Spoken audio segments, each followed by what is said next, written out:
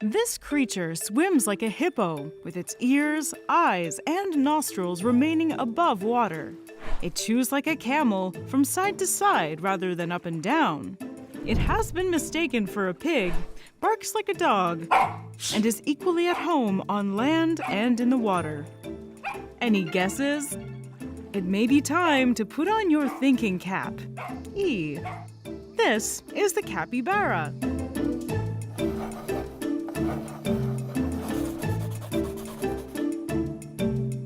Hi, I'm Danielle Dufault, and you're watching Animalogic.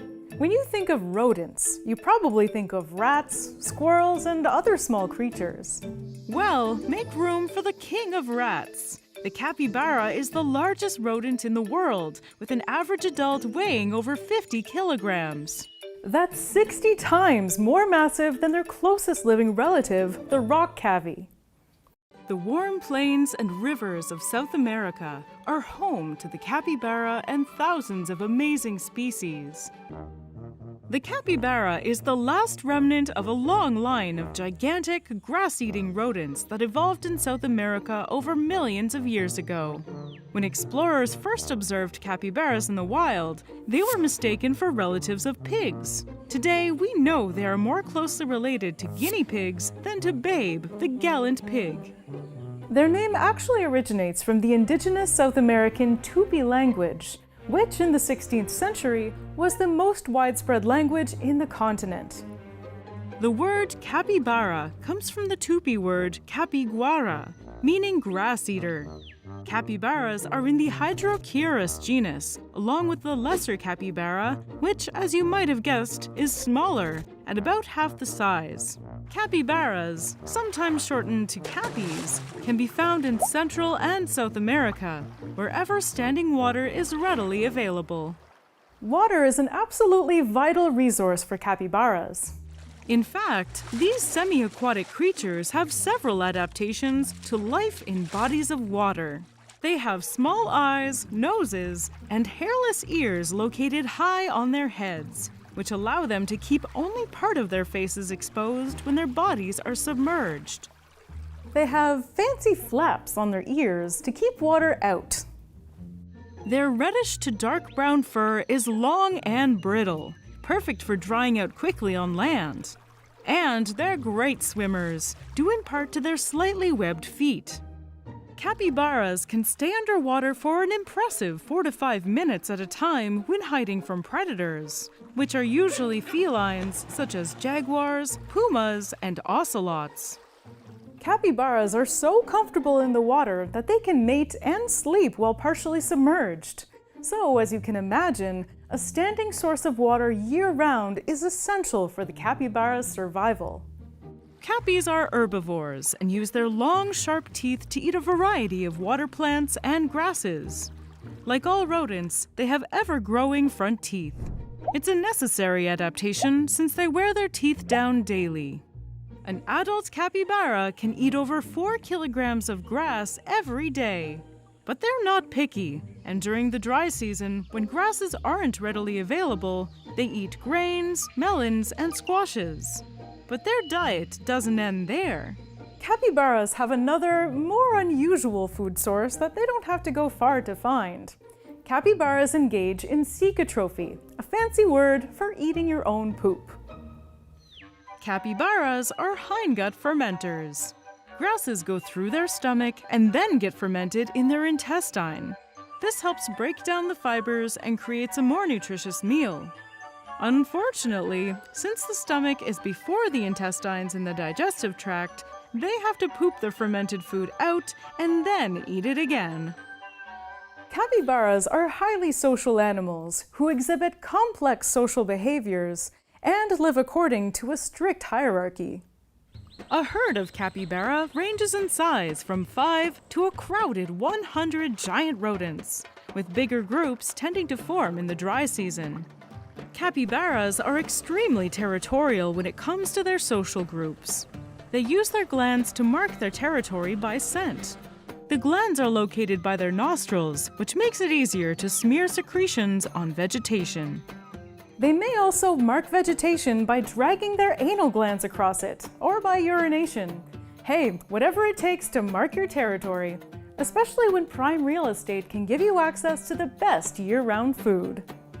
Within a social group, females tend to reproduce around the same time, with most females giving birth within a period of 2 weeks at the end of the wet season. This allows their young to benefit from communal nursing. And you know what they say, it takes a village, and that's especially true for capybaras. Young capybaras frequently emit a characteristic whining or whistling throughout the day to maintain contact among themselves and their mothers.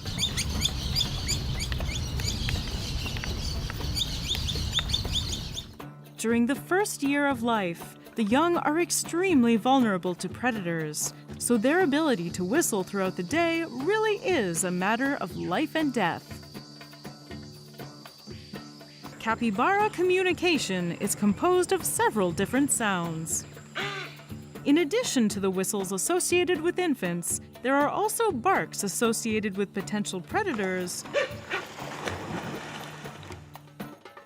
other barks that assert dominance, and chuckles between individuals traveling together.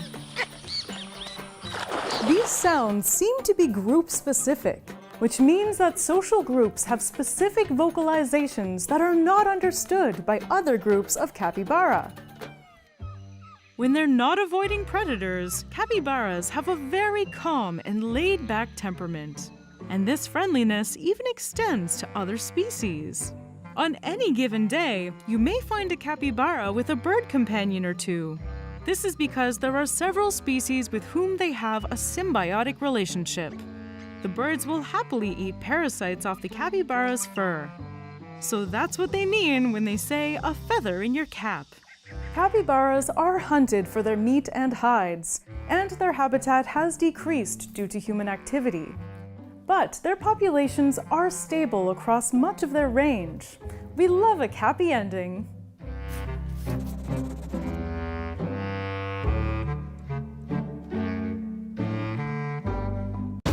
Meet the Kodkod, the smallest cat in the Americas.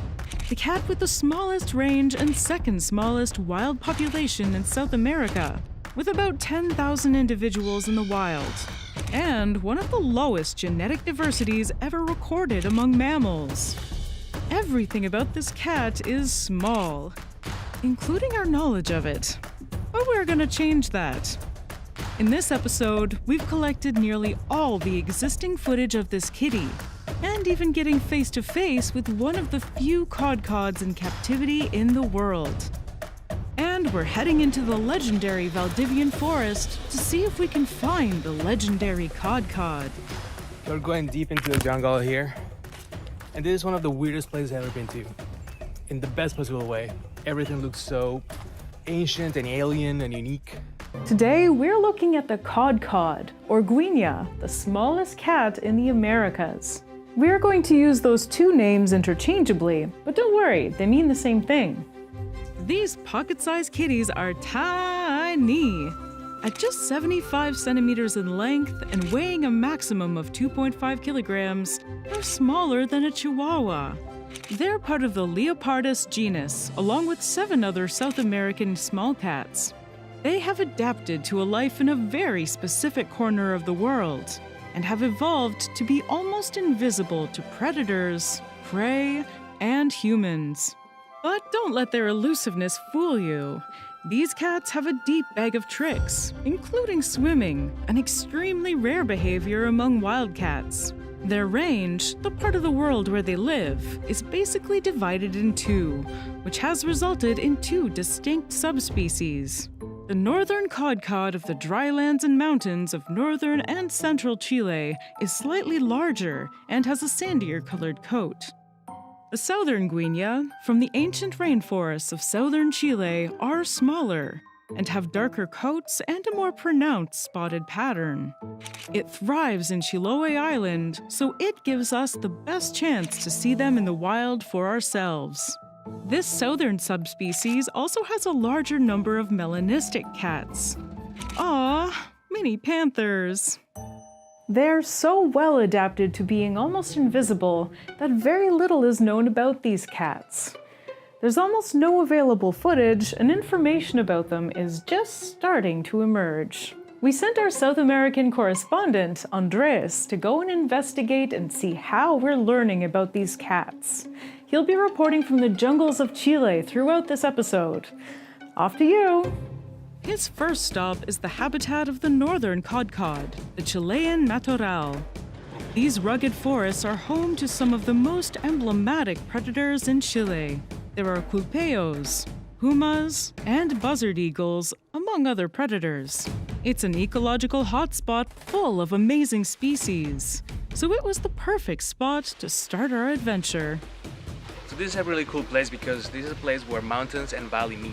And the animals of the valley and the animals of the mountains all come here at the same time. And there's a lot of people. And like people bring food. Kodkods are going to come here to get the food from the mountains, the food from the valley, and the food from the people.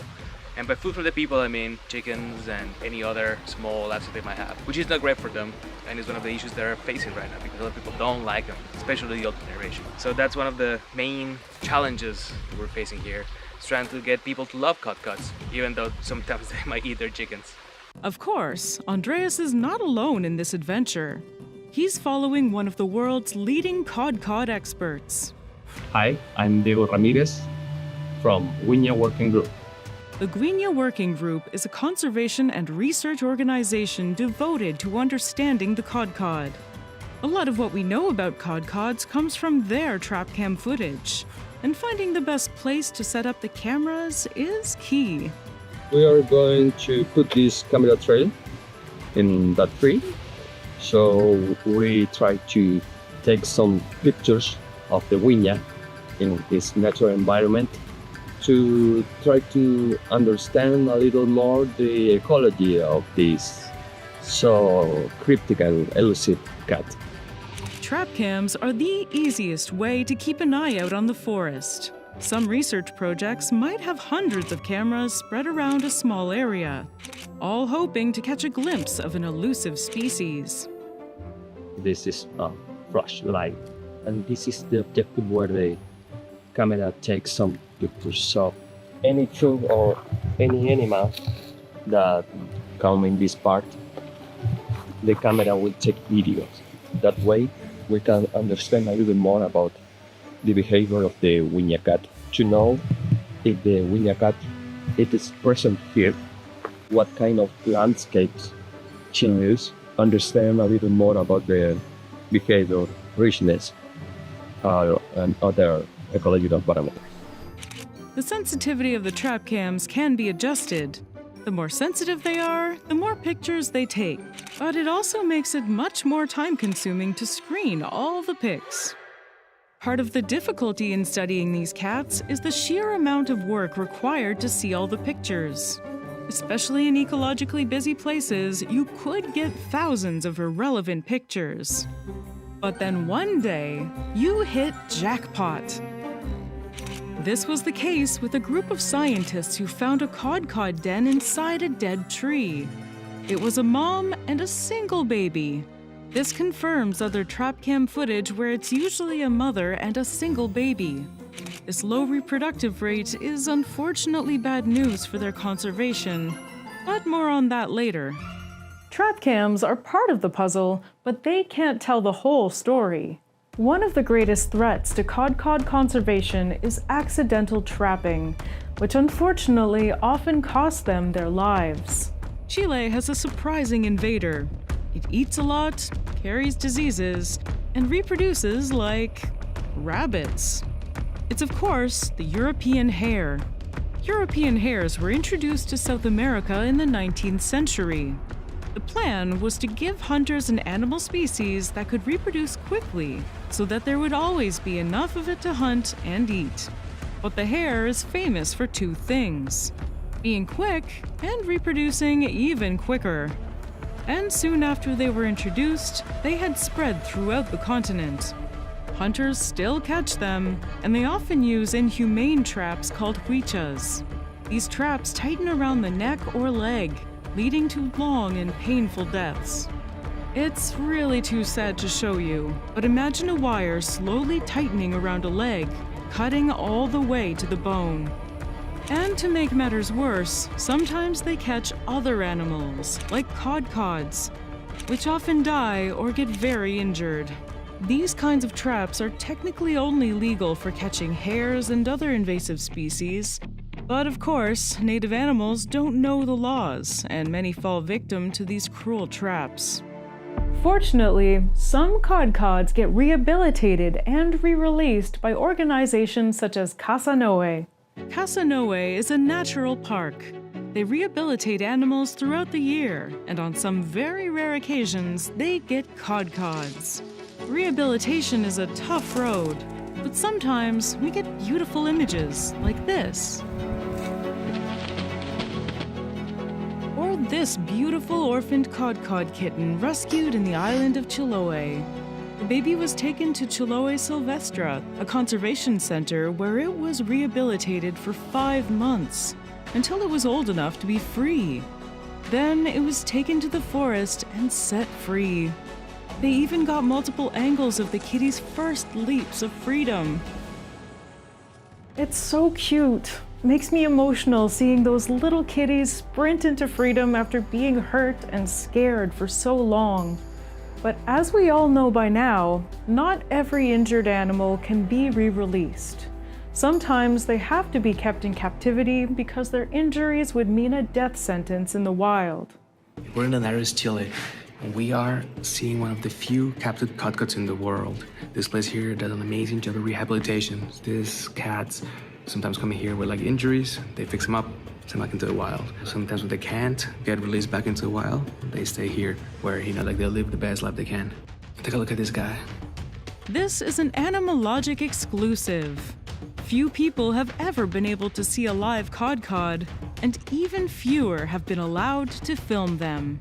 There's only a handful of guineas in captivity, and though it's sad that they can't ever live in the wild again, their stories are powerful reminders of the dangers Kodkods face in the wild. The two here were victims of hare traps, and unfortunately got so injured that they wouldn't survive in the wild. One of them lost a front paw, but it doesn't seem to bother it too much. It's great to be able to see them. In the wild, you could be a stone's throw away and fully miss them. And that's good. That's their job. Kodkods are specialist ambush predators. Under the cover of darkness, a quick pounce is all that's required to secure a meal. The stripes, the quiet steps, the ability to stay eerily quiet. It's all a masterclass in stealth. In these ecosystems, the Kodkod rules with an invisible clawed thumb. East of the Andes, its closest relative, the Geoffrey's cat, has adapted to a wide range of habitats and prey across the grasslands, savannas, and forests of eastern South America. The relative absence of natural barriers has made it a very adaptable species. The guinea doesn't have that opportunity. Its habitat is bound by the Patagonian tundra, the Andean mountains, the Pacific Ocean, and the Atacama Desert. This cat is a dense forest specialist. But in this small pocket of land, the smallest range of all New World cats, it has established itself as one of the top predators of small prey. For the southern subspecies, the Valdivian forest is their home. This is a rainforest with cooler temperatures than other South American jungles. The Andes rise close to the Pacific, creating a high-altitude humid zone with amazing endemic life. Almost half of the wooded plant species here can't be seen anywhere else in the world. Andreas went to the Valdivian forest to look for Kodkods. Let's see if he survived. The #1 spot to see Kodkods is the island of Chiloé, off the coast of Chile.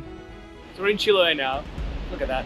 It actually reminds me a lot of British Columbia and Canada. It's got kind of that temperate rainforest vibe. But this place is more isolated than British Columbia, and a lot of the things that are here are nowhere else in the world. So I'm just gonna go out into the forest, see what I can find. Finally, after a few hours of driving into the hills, the rainforest. Okay, we're going deep into the jungle here, and this is one of the weirdest places I've ever been to, in the best possible way. Everything looks so ancient and alien and unique. You might not see it from like this angle because this camera is not meant for that, but I'll show you some of the weird things that are here.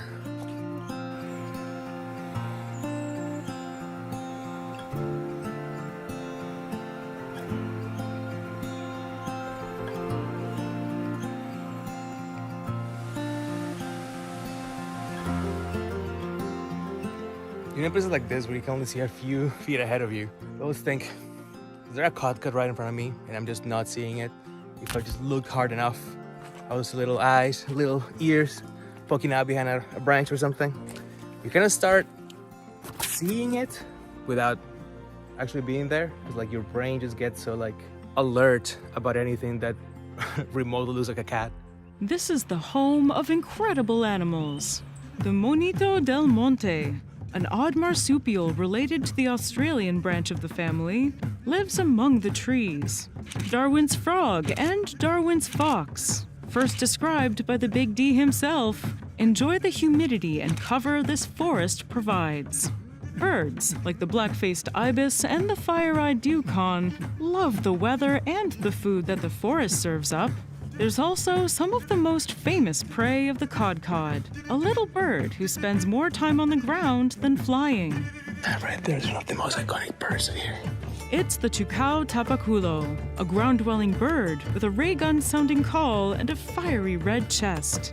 For any of these species, a walk in the woods is a dangerous proposition. Lurking somewhere in the shadows is the Kodkod, who's always looking for a petite dinner. But of all of them, the most striking is the largest known Kodkod meal, the poodoo. We've been here for like 25 seconds and we saw our first poodoo. Can't see it from here, but right there.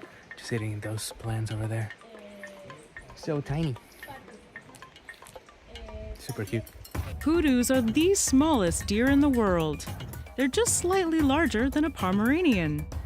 This proud mama and her adorable baby seem comfortable with Andreas filming them for a while. The baby even approached him for a split second, and his mom followed him soon after. There's a single video of evidence of a Kodkod eating a poodoo. It was taken by a park ranger, but it was impossible to tell if the Kodkod caught it or if it just happened to stumble upon a sick or injured poodoo. We'll know more about the Kodkod's diet with more research, or by miraculously running into one on a jungle trek. But unfortunately, that wasn't a miracle that would happen to us. So we're getting to the end of the trail and you always kind of come out feeling like, did I miss something? Was there something amazing just right beside me you just didn't see? And the answer is probably yes. There's so many things that are so good at hiding, and we're so noisy too, we're too big for these forests. But even though I didn't see a Kodkod, you know, I'm not disappointed. I haven't been here. It's just an amazing forest. It's a magical place. The odds were always against him.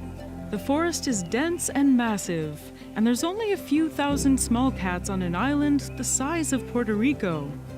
Kodkods are also mostly nocturnal and spend most of their days hiding in trees and in bushes.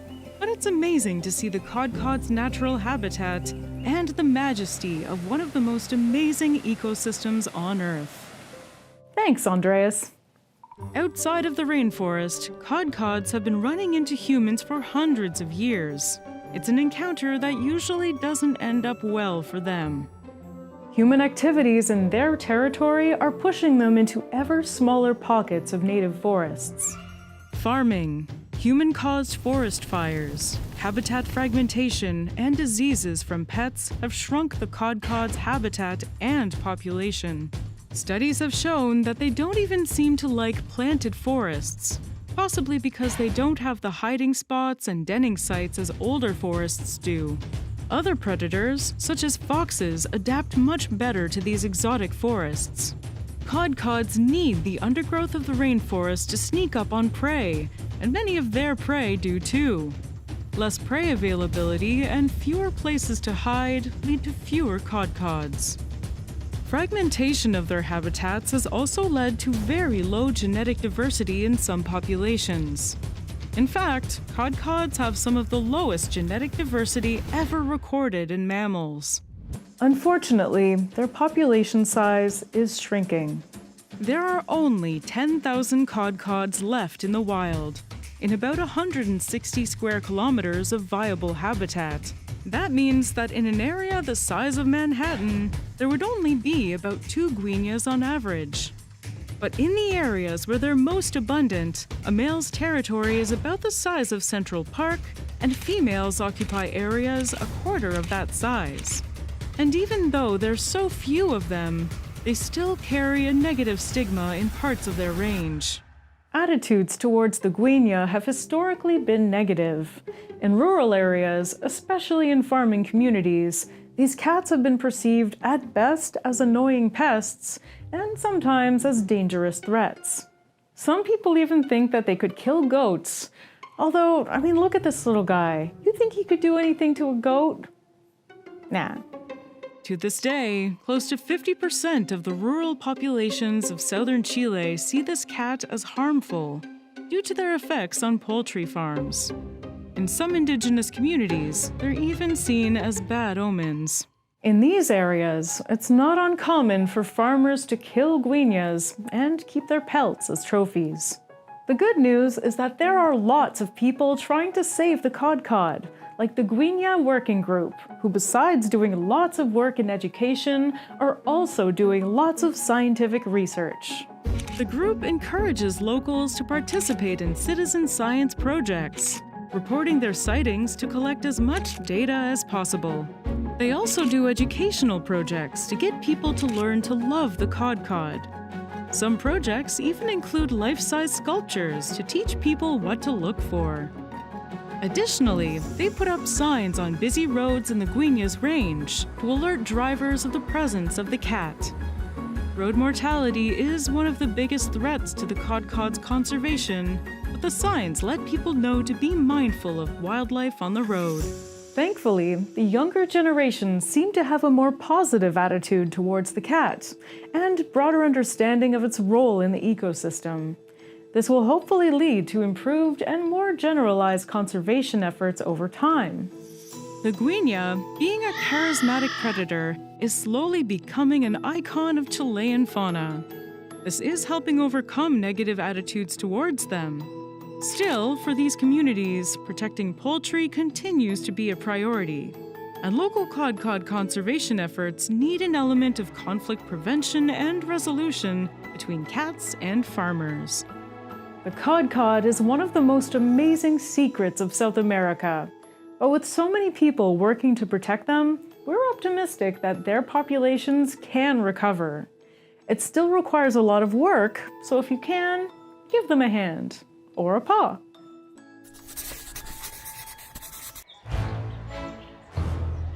A descendant of giant killers, these bears have taken to a more low-key lifestyle. Their behavior is mysterious, and their appearance is alluring. But we're still only beginning to learn about this mountain-climbing predator.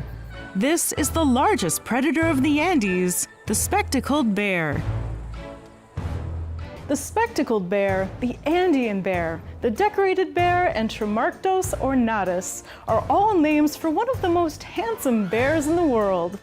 And their spectacles are probably their best feature, if I do say so myself. Spectacled bears are the closest living relatives of the largest bear that ever lived, the giant short-faced bear. Fossils of this behemoth have been found in California's La Brea tar pits. Another gigantic relative, the Florida cave bear, emerged in North America about 250,000 years ago.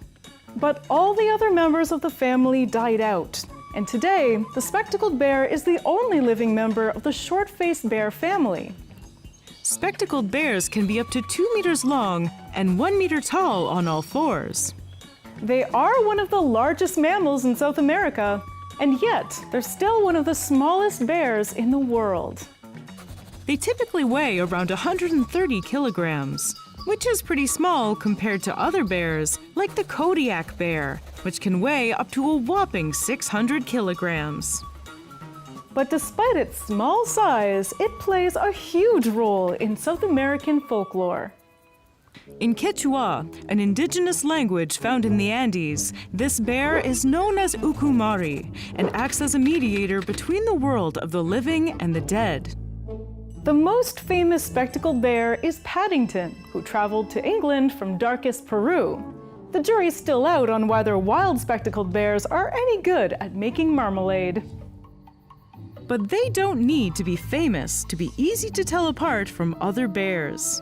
Aside from their white spectacle-like fur, which allows scientists to identify each individual bear without marking them, these bears typically have dark fur which is dense, long, and coarse. Because they live in warmer climates than North American and European bears, their skin is very thin. So please, try not to offend them when you bring up their massive heads, which are some of the largest relative to body size of all bears. Only pandas make a run for their money in the Bear Big Head Tournament. Spectacled bears are terrestrial, but are also good swimmers and especially great tree climbers.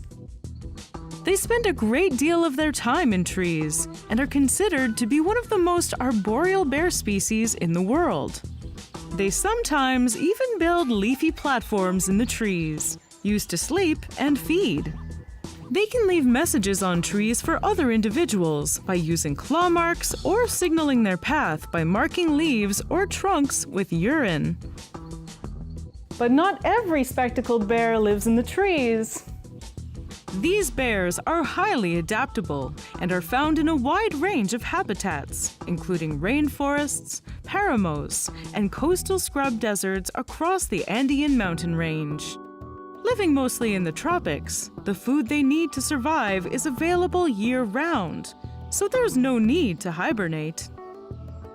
Personally, I hope the spectacled bear never finds out that other bears hibernate. Can you imagine finding out that your cousins from abroad take a few months off every year to chillax? Spectacled bears are omnivores, known to eat over 300 different kinds of plants and over 20 different kinds of insects and animals. Why order from the menu when you can sample from the entire buffet? They actually eat so much fruit that they play an important role in their ecosystems, spreading seeds over long distances. These guys are real super spreaders. They are actually the only bears to eat bromeliads, which can contain as much as a liter of water. Spectacled bears are also known for eating small vertebrates, such as mice, rabbits, birds, and even sloth and deer. They aren't picky and are able to take advantage of any food source available to them. This is especially true when it comes to livestock. Every now and again, spectacled bears catch livestock, like goats, calves, and chickens. Up until the late 90s, the meat-eating behavior of spectacled bears was only a rumor. Local livestock farmers would awake to find their cattle had been attacked in the middle of the night and would blame the spectacled bear, but this was treated as part of local bear folklore. Eventually, the proof was in the blood pudding. The first direct observation of a spectacled bear attack on cattle and subsequent feeding on the carcass was made in 1997 by a park warden in Chingaza National Park, Colombia. This behavior has led to spectacled bear-human conflict even to this day. Though this species is vulnerable to extinction, and in most cases, killing these bears is illegal, farmers kill spectacled bears to protect their animals. Since 1973, the spectacled bear has been listed as vulnerable for the International Union for Conservation of Nature and Natural Resources. There are an estimated 20,000 bears from Venezuela to Bolivia, with Peru being the spectacled bear capital of the world with a population of 5,700. It goes without saying, but spectacled bear cubs are adorable! They're born defenseless and don't leave their mother's side during the first 3 to 4 months. But once they reach that age, they'll start to leave the safety of the den. The species is actually quite elusive. They're said to be shy and tend to avoid human interaction, which in turn has made them difficult for humans to study. They are said to only be aggressive when threatened, hurt, or protecting their cubs.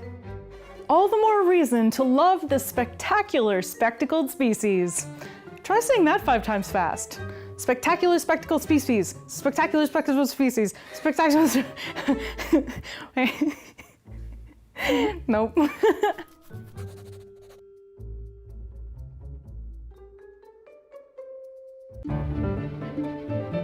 This bird is the definition of you are what you eat.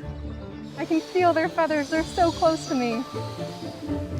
They spend so much time at the crustacean buffet that they've turned the color of their favorite meal. Oh, say hello to the Scarlet Ibises of Bird Kingdom. This is the Scarlet Ibis.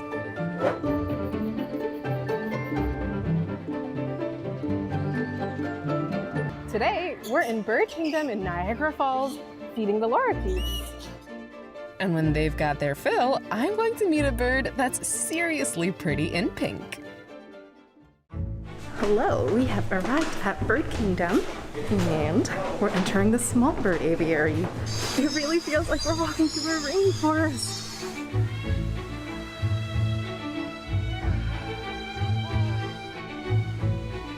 Hi everybody, just a normal Tuesday afternoon, hanging out with the Scarlet Ibises. The Scarlet Ibis is one of 2 living species in the genus Eudocimus. These ibises are related to the American white ibis. But obviously, they're a little more interesting than their plain white North American counterparts.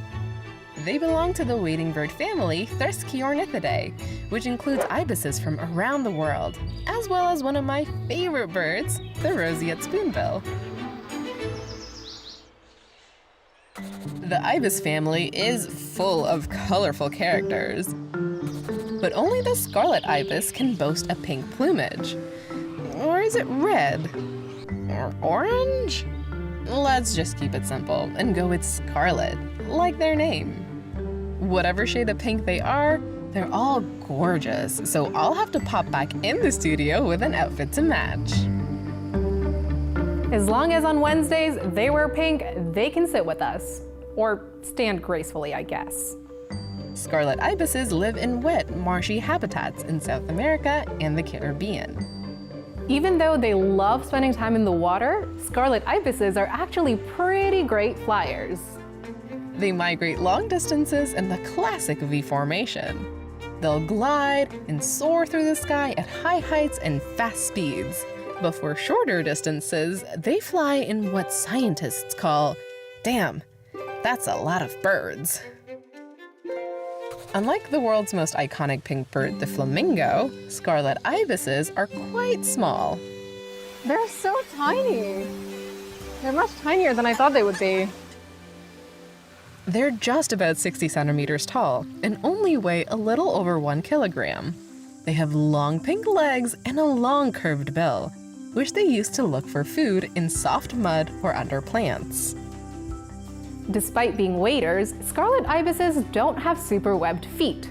This allows them to perch in trees and move through mud easily. And now, for the moment you've been waiting for.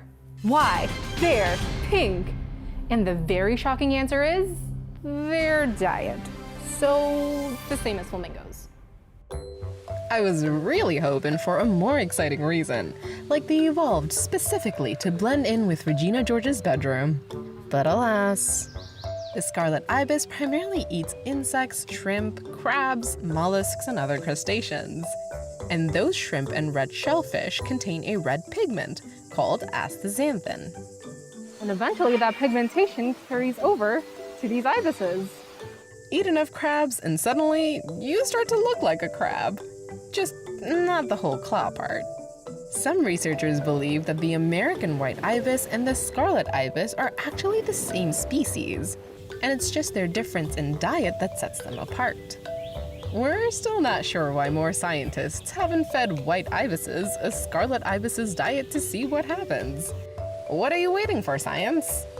We don't recommend force-feeding yourself shrimp to see if it would work for you, though. Like the flamingo, scarlet ibises are super social serial monogamists. They're huge believers of safety in numbers, as it makes predator attacks less likely and dilutes the danger of being attacked for each individual. They'll even hang out with spoonbills, herons, and ducks to have more eyes on the sky. Everyone's welcome. Well, except for the predators, of course. They live in flocks of 30 or more, and mating pairs arrange their nests close to other couples in the same tree. Scarlet Ibis nests have been called artless because really it's just a loose formation of sticks. But we can be kinder and call them minimalist. When it's time to breed, the male will perform mating moves like preening, shaking, head rubbing, and showing off just how high he can fly. Come on, man, play it cool. You can tell the males apart from the females because males have slightly larger beaks. 5 days after a very romantic cloacal kiss, mom will lay 3 to 5 eggs.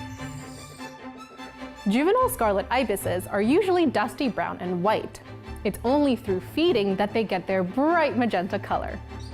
So eat up, little scarlet ibis, and maybe one day you'll grow up to be as scarlet as mom and dad. The jaguar is the most feared predator in Latin America. Not even the largest herbivores are safe from one of the strongest bites in the animal kingdom. And back in the day, they could hunt megafauna, some of them as big as an elephant. This is the giant slayer of the jungle. Jaguars are as cute as they are powerful. They're the wrestlers of the animal kingdom. Their bodies, with their powerful legs, sharp claws, and stocky build, are designed to grapple their prey and to sever their spines. This was the most effective method for hunting their giant prehistoric prey. 500,000 years ago, when jaguars first entered South America, the continent was home to megafauna. Some of the animals, like the giant ground sloth, could be as big as elephants. Jaguars adapted quickly to their new environment and became specialists in giant killing. Their strategy consists of using camouflage to stalk their prey. The rosettes on their skin help them blend in with the dense jungle. When they're close enough, they pounce on their prey, climbing on its back and biting on its neck until it snaps. If the prey is small enough, they might bite through the skull to stab the brain with their long fangs. This killing strategy requires immense bite strength. Jaguars have the strongest among all felines, even stronger than the much larger Siberian tiger. A jaguar's jaws can produce 700 kilograms of force and drag down animals as heavy as a bull. They can even crack open turtle shells. This diet sustained a large jaguar population until an even deadlier predator showed up: us. Humans hunted all herbivores larger than 65 kilograms in the jaguar's range to extinction, and jaguars had to adapt their diet. Before humans arrived, jaguars would feast on giant prime rib steak, but in the New World, they had to satisfy themselves with tapas. As a consequence of this, they shrunk in size. Jaguars in the Holocene could weigh up to 200 kilograms, but the largest modern jaguars are about half of their ancestors' size. In areas with low large prey density, they can be as small as 50 kilograms. But even these Lilliputian jaguars are incredible hunters and can catch even the largest extant herbivores in the tropical Americas.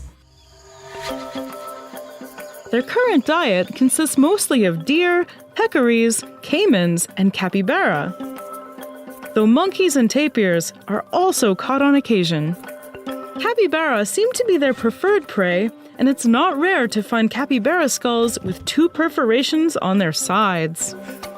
Anything smaller than 20 kilograms is usually not energy efficient enough for a jaguar to chase.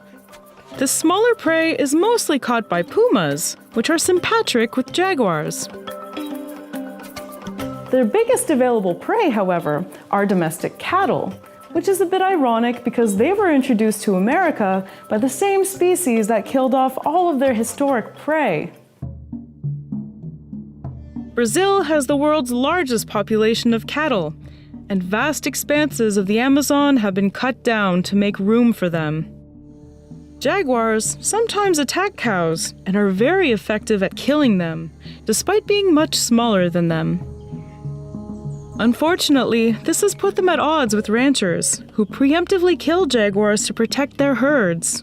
But ranchers aren't the only threat to these felines. Poachers, too, kill jaguars and sell their skin for as little as $20. This has led to a decline in jaguar numbers and range. Jaguars used to be found in every country in the Americas south of Canada, but are now almost extinct in the southern half of South America. There is a very small population of jaguars in the United States, in Arizona and New Mexico. They include a celebrity jaguar named El Jefe, which was originally thought to be the only living jaguar in the US. He lives in the Santa Rita Mountains of Arizona, though since 2016, other jaguars have been reported. The American population of jaguars is struggling. As more and more artificial barriers are being put up, they're unable to diversify their populations by mating with the larger population of jaguars in the south. Like all animals, jaguars need a large gene pool to maintain a healthy population. Thankfully, there are some groups trying to help. Initiatives like the Path of the Jaguar aim to connect separate jaguar populations by rebuilding forest paths so that they can mate with each other. The weaseliest and weirdest dog you've likely never seen. It might look like a bear/wiener dog mix, but it's really a ferocious Amazonian hunter that can take down prey as large as a tapir. This is the bush dog. Bush dogs are one of the weirdest and most elusive dogs in Latin America. It sees everything that other wild dogs do, and it does the opposite. But that converse approach to life is what allows it to thrive across much of the continent. Bush dogs live everywhere, from Costa Rica to the northern tip of Argentina. They seem to thrive in tropical rainforests, but have also been observed in grasslands, swamps, and pretty much anywhere that gives them enough cover and access to water. Okay, so a jungle dog that likes water. What's so strange about that? Well, the bush dog takes that wet dog smell to another level. They're amazing swimmers, in part because of their webbed toes, and their bodies with small legs make them efficient swimmers. They're kind of like the otters of dogs. Bush dogs can chase prey in water, and when hunting in packs, they can even set traps to force their prey to get into the water, where another bush dog is ready for them. This strategy is especially effective against rodents like pacas and capybaras, which often jump into the water to escape ocelot and jaguar attacks. Imagine evading a massive jaguar just to get eaten by a 5-kilo bush dog. But don't let looks fool you. These canids are smaller than beagles, but have been observed hunting tapirs, the largest wild animal in the Amazon. To hunt them, the pack chases the tapir and bites at their legs several times until the tapir is felled by ankle injuries and blood loss. It's death by 1,000 little annoying cuts. Pretty much no animal is safe from these dogs. They, like many other canids, are extremely adaptable and will go for the most abundant prey available. In the Pantanal region of Brazil, 9-banded armadillos make up over 90% of their diet. In the mountain forests of Paraguay, rodents are their favorite meal. And in the Atlantic forest of southern Brazil, where fruit is abundant, they have adapted to eating bananas and papayas almost as much as meat. Unfortunately, we don't know much about them. They prefer areas that are generally inaccessible to humans. They're very fearful of people and they avoid roads and paths. They rarely ever appear in trap cam pictures. All we know about them is through a few observations, information gathered from native peoples of the region, and from their behavior in captivity. They were first discovered in the 1860s from fossils. At the time, they were believed to be extinct, and it wasn't until the 20th century that we started to learn a little bit more about them. We know that they live in groups with a dominant mating pair and a few subordinates. They mate year-round and maintain social cohesion through very dog-like behaviors, such as tail wagging, squeaks, and signs of submission. They mark their territories with urine and feces. The smells of these are so pungent that in large parts of their range, they're known as vinegar dogs. Pregnancies last 10 weeks, and babies are born looking oddly similar to the cutest babies in the world, Tasmanian devils. This social behavior helps them hunt in dense forests, where ambush tactics are more effective than straight-line speed. This is in stark contrast with their closest living relative, the maned wolf. Yep, these two handsome fellas are related, one of the largest canids and one of the shortest ones. The maned wolf is a solitary canid from the South American grasslands. They like to hunt alone, growl at others from a distance, and catch small prey that they can hunt with ease by themselves.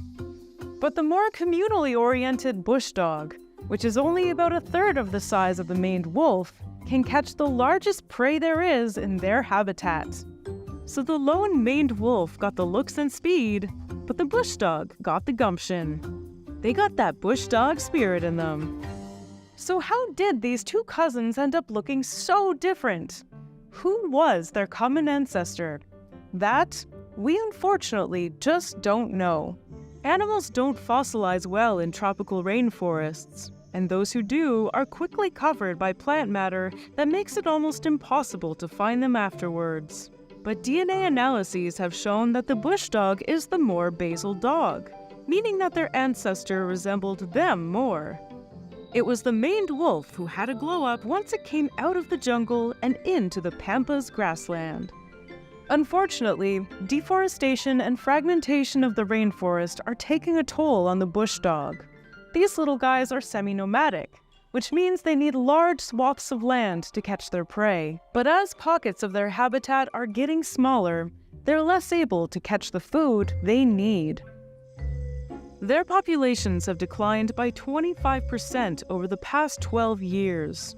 And with rainforest deforestation on the rise due to cattle ranching and mining projects, the bush dog is running out of places to hunt and live.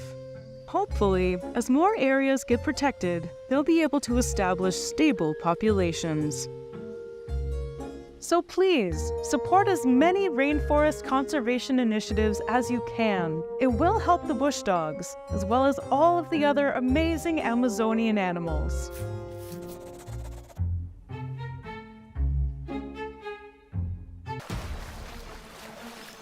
Colombia has declared war against the hippo. What? Okay, let's back up. Hippos are from sub-Saharan Africa, so what are they doing in South America? The answer is, strangely enough, cocaine.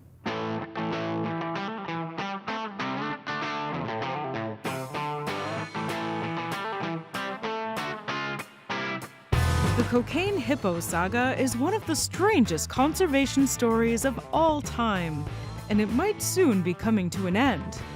So we sent one of our producers to Colombia to see one of the largest and most dangerous invasive species in the world, the Colombian hippo.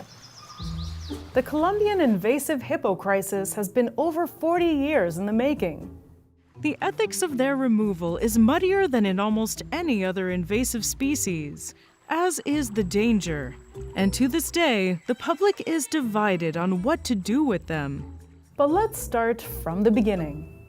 In 1981, notorious drug dealer Pablo Escobar imported 4 hippos for his private zoo. His daughter was a huge animal lover, and Pablo, at that time one of the richest men in the world, was happy to buy her 3 females and 1 male hippo. The hippos were brought to his estate, Hacienda Nápoles, halfway between Medellin and Bogota, and housed in a large pond, alongside other wild African animals like giraffes, rhinos, elephants, and zebras. Because of their owner, they came to be known as cocaine hippos, or narco hippos.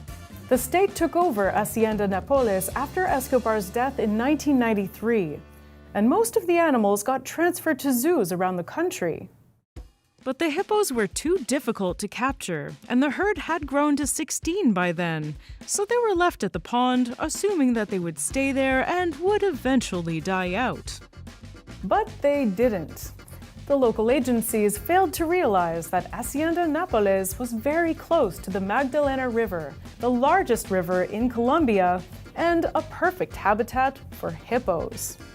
A few years later, the cocaine hippos found the Magdalena and spread through it. With no dry season or natural predators, their population ballooned. Today, there are an estimated 160 hippos as far as 100 kilometers away from where they were first introduced at Pablo Escobar's private zoo. So what's the big deal? Why can't we let cocaine hippos enjoy a nice South American river?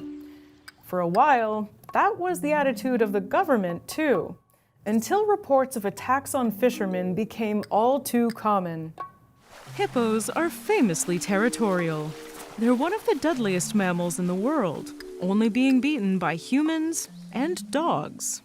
But dogs mostly kill you by giving you rabies, and humans by, being human. Hippos, on the other hand, trample you, gore you, and in some cases bite off your limbs and head.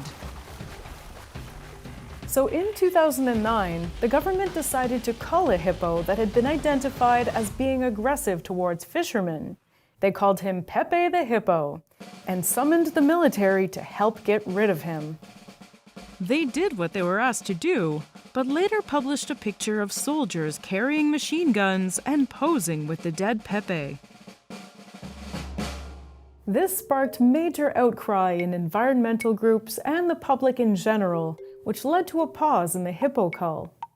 The pros and cons of having cocaine hippos in the Magdalena had to be weighed a bit more carefully. Let's start with the positives. Hippos eat a lot and poop a lot, and sometimes the nutrients they bring into the water can promote plant growth, which in turn provides food and shelter for fish and birds. They can also create paths where they walk and connect separate ponds and rivers and give access to other animals to new foraging areas. But most interestingly, some people see them as an accidental rewilding success story, noting that South America used to be home to massive herbivores. Glyptodons, ground sloths, and all other mega herbivores went extinct in the past 10,000 years. Restoring large herbivores to river ecosystems in South America could have a positive impact. Hippos would do the ecological jobs those extinct animals used to do. South American hippos would also be a sort of backup for African hippo populations, which have been in decline for the past few decades. And finally, the hippos have also become an ecotourism attraction, which has led to the building of hotels, observation decks, and other infrastructure that has given jobs to locals in the ecotourism industry. But there's also a lot of bad. If their population keeps growing, they could wreak havoc on their local ecosystem. There are currently close to 200 hippos in Colombia. They grow fast, become sexually mature at 5 years of age, can have kids every 18 months, and they can live up to 50 years. They also have no predators and lots of available food, so their mortality rate is extremely low. Depending on how you calculate population growth rates, there could be anywhere between 800 and 5,000 hippos in the next 25 years. Attacks on people are the main concern. The area that they live in has lots of fishing villages, and while there haven't been any deadly attacks yet, As the hippo population grows, it's only a matter of time until a fisherman crosses the wrong hippo. Also, hippo poo kills ponds. The more you know. When there's just a little extra nutrients, in this case hippo poo, in the water, plants grow really well. But when there's too much, the pond gets overrun by algae. Then, as the algae dies and decomposes, the water loses its oxygen, killing all fish living in it. This is especially dangerous for this river ecosystem because a lot of river fish have their nurseries in connected ponds. If those ponds become toxic, there's nowhere safe for them to lay their eggs. Low fish populations will affect all the animals that rely on them, as well as fishermen in the region. Local animals like river otters, capybaras, and manatees could also suffer from lack of food and die as a result of interactions with aggressive territorial hippos. Finally, as hippos walk around, their massive weight compresses the soil beneath their feet, making it harder for plants to root and eventually causing desertification. The effects of an invasive species as powerful as the hippo would be devastating. Invasive species like cats, dogs, rats, and foxes have destroyed local populations in Australia. This is the biggest snake I've ever seen in my whole life. Oh my god. Burmese pythons are threatening native species in Florida. And European stoats have decimated bird nesting grounds in New Zealand. The hippo could have similar or worse effects in river ecosystems of South America.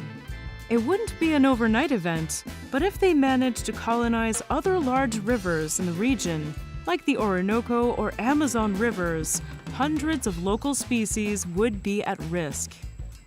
Even at a local level, an expansion of the hippo throughout Colombia could be catastrophic.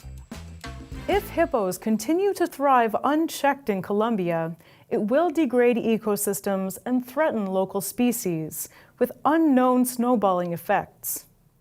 Fortunately, hippos are largely landlocked, or riverlocked, to the Magdalena River system, with the nearest river leading to the Amazon being about 700 kilometers away by land.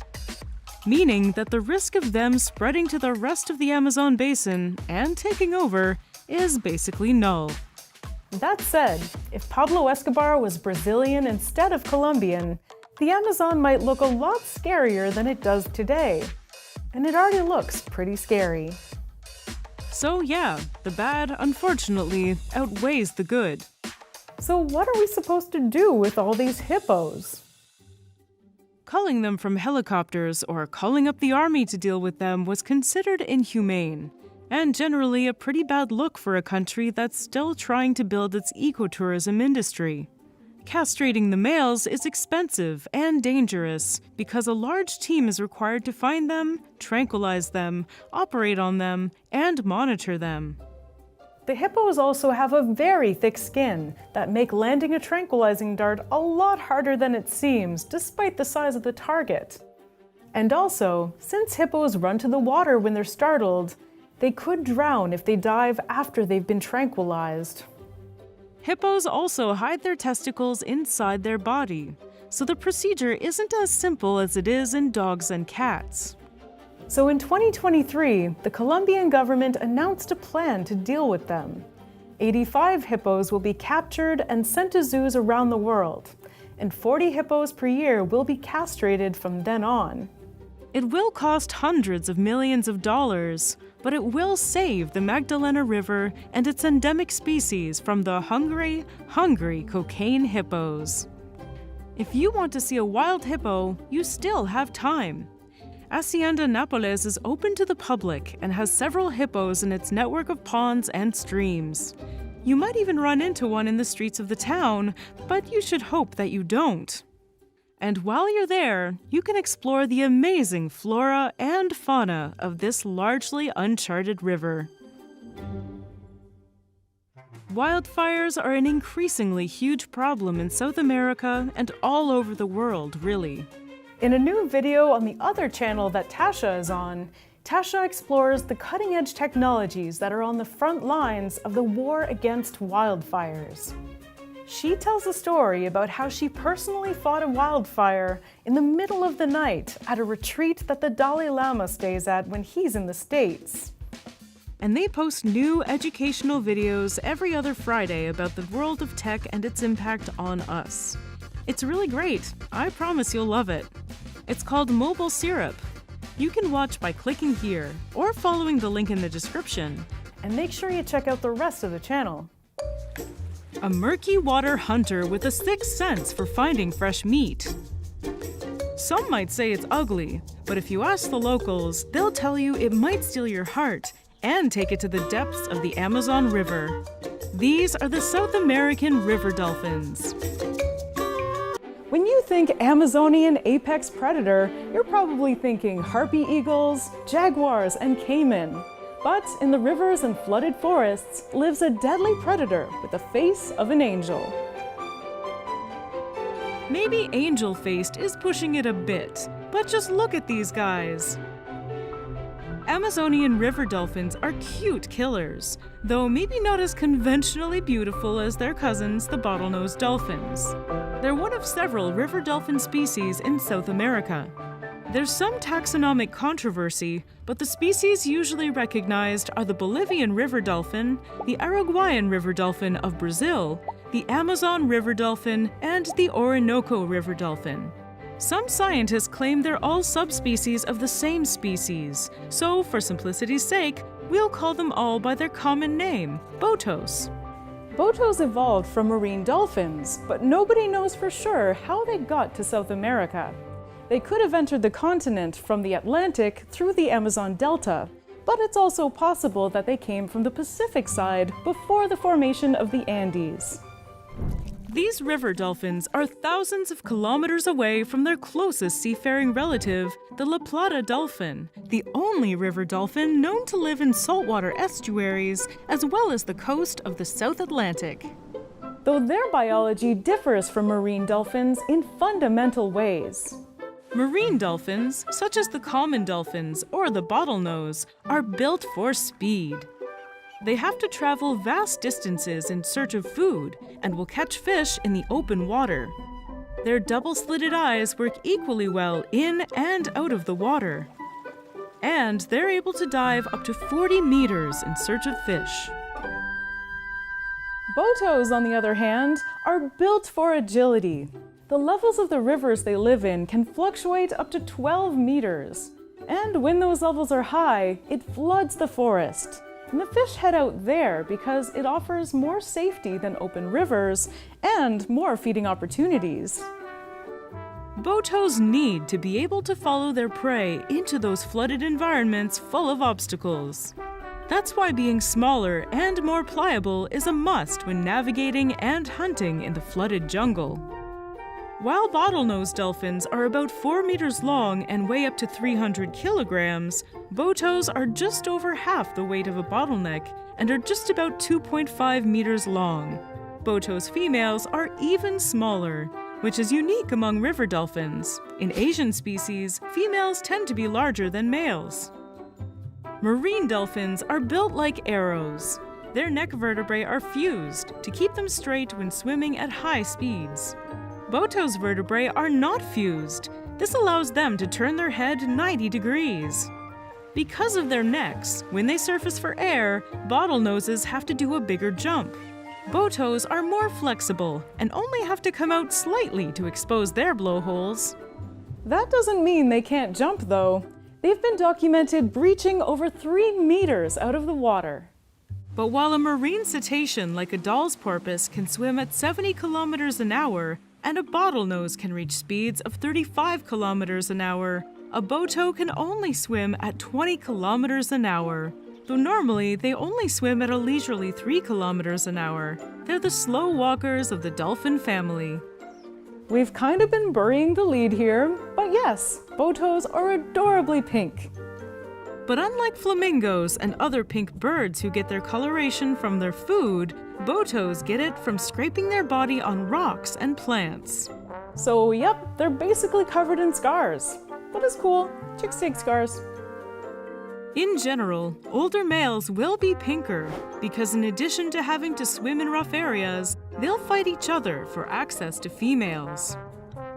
Botos are less gregarious than marine dolphins, usually hanging out in duos or trios.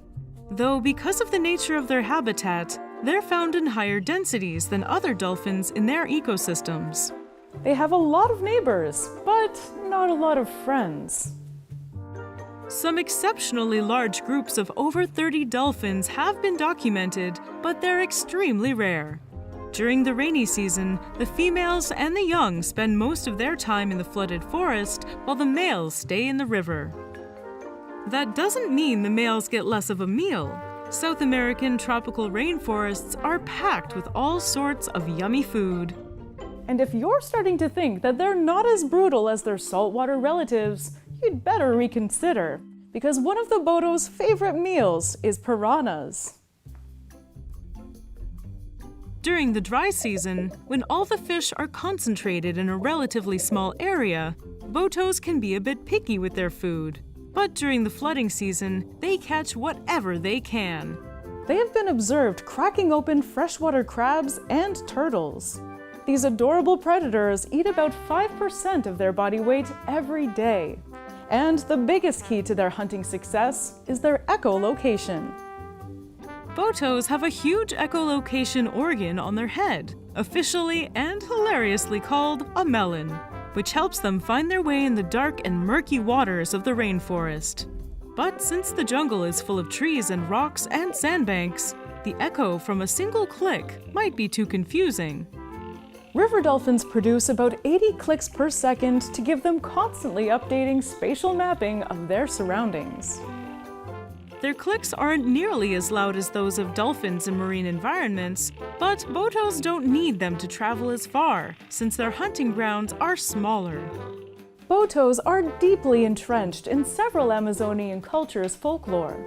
They're often portrayed as seductive shapeshifters who can take on the shape of a handsome man who attends parties and lures beautiful women to the river. That's what I'm talking about. Hey, sounds like our producer Andreas could be one.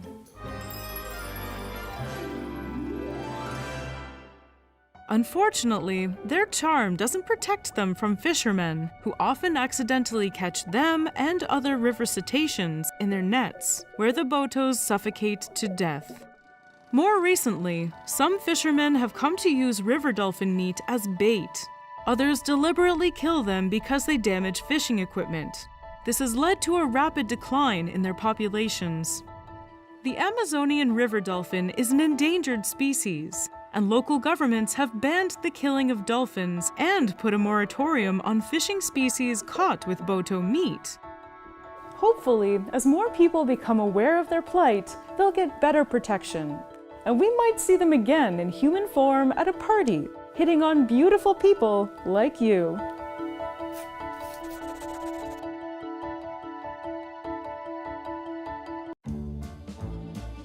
A mysterious hunter from a surprising lineage that has colonized most of the tropical habitats in the Americas. A mortal enemy of one of the Amazon's most charismatic creatures. This killer is the shadow of a shadow. Mysterious, elusive, deadly. This is the Jaguarundi. The Jaguarundi is one of the most widespread cats in the Americas, one of the most diurnal, and one of the most adept to grassland environments. And yet, we know very little about these elusive animals. In many ways, the Jaguarundi seems to resemble weasels and teras more than they do other cats. In fact, reports of Jaguarundis are often misidentified mustelids. Their elongated body, solid color without spots or rosettes, and relatively small limbs and ears give them a prehistoric look. Early cats, such as Proilurus, probably looked more like Jaguarundis than tigers or domestic cats. For a while, they were a mystery. Why are they so different from other Central and South American cats, like margays and ocelots? The answer turned out to be that they belong to a completely different lineage and are more closely related to cougars and cheetahs. Cheetahs seem like a weird cousin to an American small cat, but there were cheetahs in North America for millions of years, until about 12,000 years ago.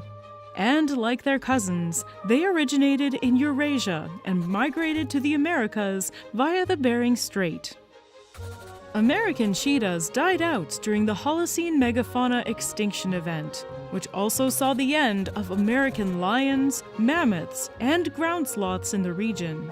But cougars and jaguarundis, who managed to colonize South America, survived there and later came back to recolonize North America. This difficult evolutionary history created sturdy and adaptable hunters. Jaguarundis survive in a variety of environments, from jungles to savannas to semi-arid thorn scrubs. But their success is limited by the success of their two mortal enemies, humans and ocelots. Humans hunt jaguarundis for sport and to protect their livestock, and ocelots often outcompete and catch jaguarundis for food. Ocelots can be up to 15 kilograms and are nearly as good at hunting on the ground as they are in the trees. Jaguarundis are on average only 5 kilograms and prefer sticking to the ground, where their gray or reddish coloration keeps them hidden from predators and prey. Ocelots are avoided with such rigor that jaguarundis usually hide for the entirety of their nemesis's nocturnal hunting shift. These little stocky cats will start hunting at sunrise, when the ocelot sleeps, and stay out until sunset. And unlike their bigger rivals, jaguarundis are also able to thrive in open grasslands. A study on the Mexican population showed that jaguarundis spend half of their time on open pastures and the other half in forests, while ocelots spend over 80% of their lives in jungle trees. Jaguarundis don't get to eat too many monkeys or nesting birds, but instead, they catch a huge variety of small prey. The average weight of their prey is 400 grams, about the size of a large rat. Ground-feeding birds and rodents such as guinea pigs are their favorite prey. But they are generalists, and in different areas, their diet varies. In areas with abundant birds, they can leap over 2 meters to catch them in mid-air.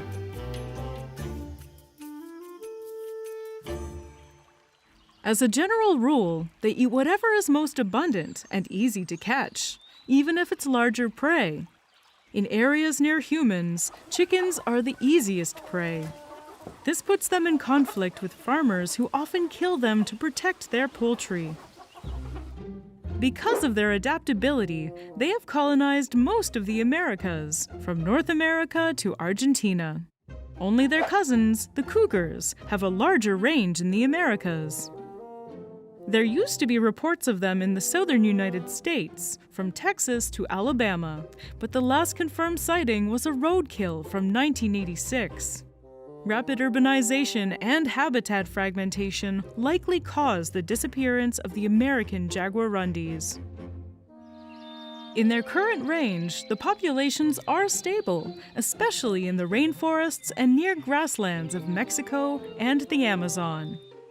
They're currently considered a species of least concern, though their habitat is shrinking in some parts of their range.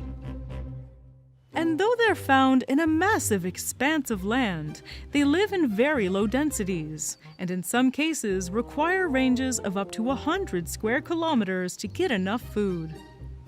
Luckily, their adaptability and generalist diets make them great survivors, and more resilient to change than other New World cats. But that doesn't mean we can get complacent. Protecting their habitats protects these magnificent hunters as well as other animals in their ecosystems.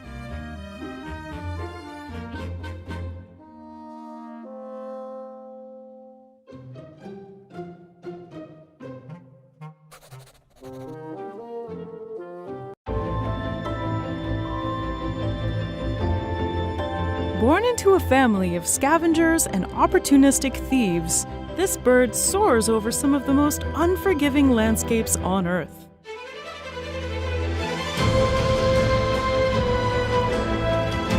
Meet the king of thieves, the condor. Condors are some of the largest flying birds in the world. They're part of the New World vulture family, and like their cousins, they can soar for hundreds of kilometers every day in search of carrion. They evolved at a time when megafauna was common in the Americas, and there was an abundant amount of carrion. They fed on dead mastodons, mammoths, and giant sloths. But as the great American giants died out due to climate change and human predation, most condors ran out of food. Today, there are only 2 condor species, the California condor and the Andean condor. The North American species used to be found from coast to coast. Unfortunately, today they're only found in Arizona and California, where they feed on large marine mammals that wash upon the shore of the Pacific coast. Found in South America, the Andean condor feeds on dead llamas, guanacos, as well as dead livestock and cetaceans. Both species are huge, but the South American species is slightly beefier. California condors have a wingspan of up to 3 meters and weigh up to 10 kilograms, while Andean condors have a wingspan of 3.3 meters and can weigh up to 15 kilograms. This puts them among the largest flying species in the world. Only great albatrosses and some pelican species have a larger wingspan, and only bustards are heavier than the largest condors. Their enormous wings help them glide without making much of an effort. They have been observed soaring over an hour without flapping their wings.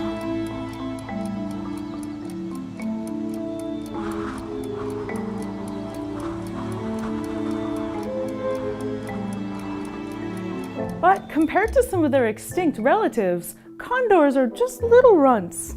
The most amazing of them was the giant pterosaur, which might have had twice the wingspan and 4 times the weight of an Andean condor.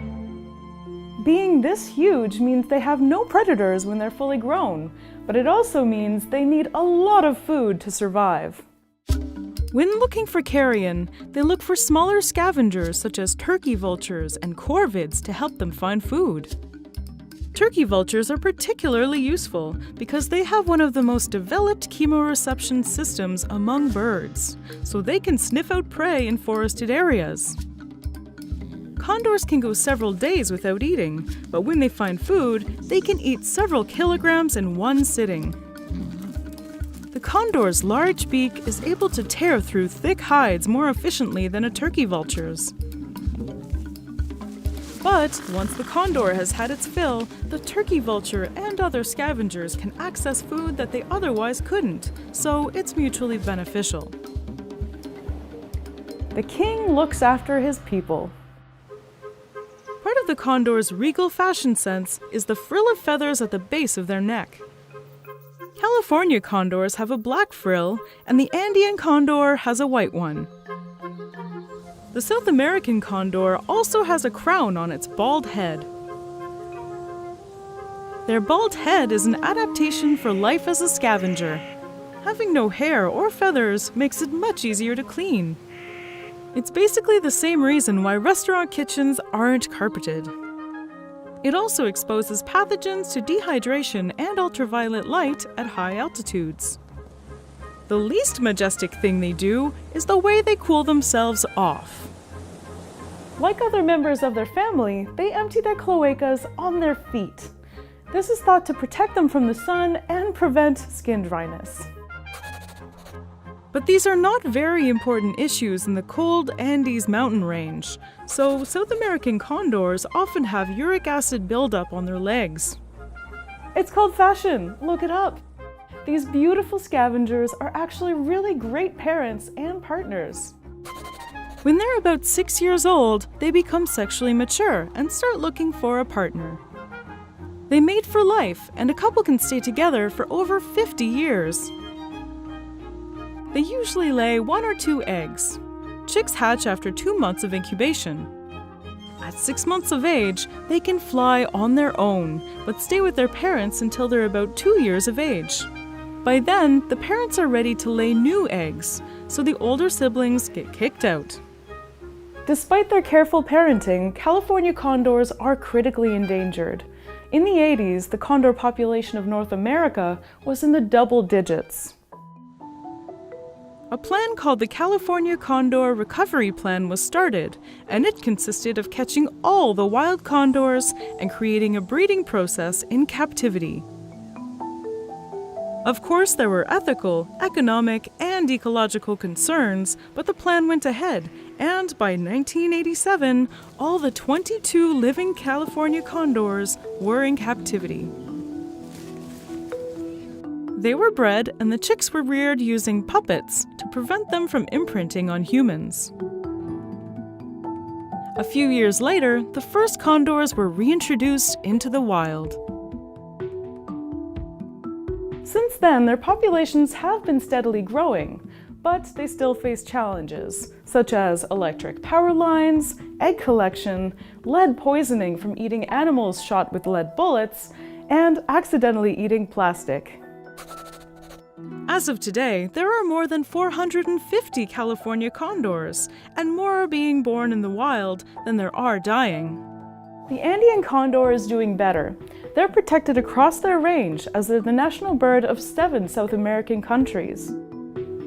There are about 10,000 Andean condors, and about 2/3 of them are sexually mature. Populations are reinforced by condors raised in captivity, usually in North American zoos.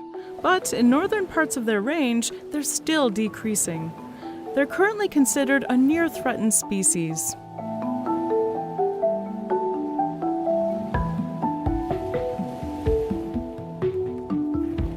Thank you to all who've helped the California condor come back from the brink of death.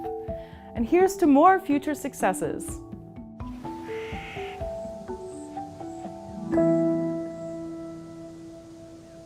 The Amazon is a river of death.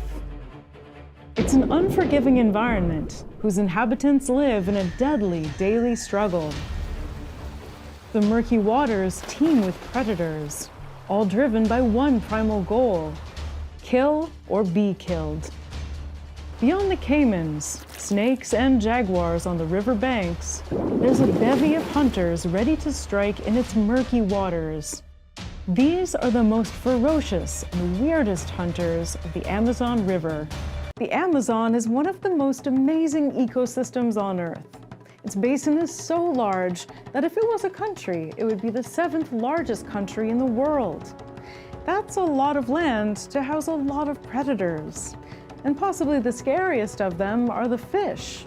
And among them, none is weirder than the payara. Often known as the vampire fish due to its resemblance to Nosferatu, this is a hardy fish that feasts on piranhas. It preys on the most famously terrifying fish in the world. They're kinda like the Omar of fish. If you come for the king, you best not miss, because the payara is ready to stab you with its massive fangs. Payaras can be over 1 meter long, with fangs the size of bananas. The fangs are so big that they need extra space in their skull to sheathe them. One single bite stabs through the heart and guts of its prey, and then they swallow it whole. You could say this is a little disappointing because they're usually known as vampire fish, but they don't really drink blood. They just make fish skewers every time they go out on the prowl. Thankfully for us in the comfort of our homes, but unluckily for those in the Amazon, there are real vampire fish in the river. But we'll get to them a little later. One of the things about living in the river is that some areas have low oxygen levels, due in part to the dead plant and animal matter that falls and rots in the river. Some animals have adapted to these environments, but not the payara. The payara is all about speed and power, and it needs lots of oxygen. To get it, the fish hangs around rapids waiting for unsuspecting prey to be carried by the current into their mouth daggers. Because of their awesome looks, Paiaras have become a bit of a favorite species among aquarists. But they're aggressive, hard to keep, and require a lot of space. So please, leave them alone in the Amazon to kill at their leisure, unless you're an expert. And even then, it's not quite a peaceful death, but all things considered, it's not bad compared to the other ways to die in the Amazon. Paiaras are metal as hell. They even look as if they were made of mithril.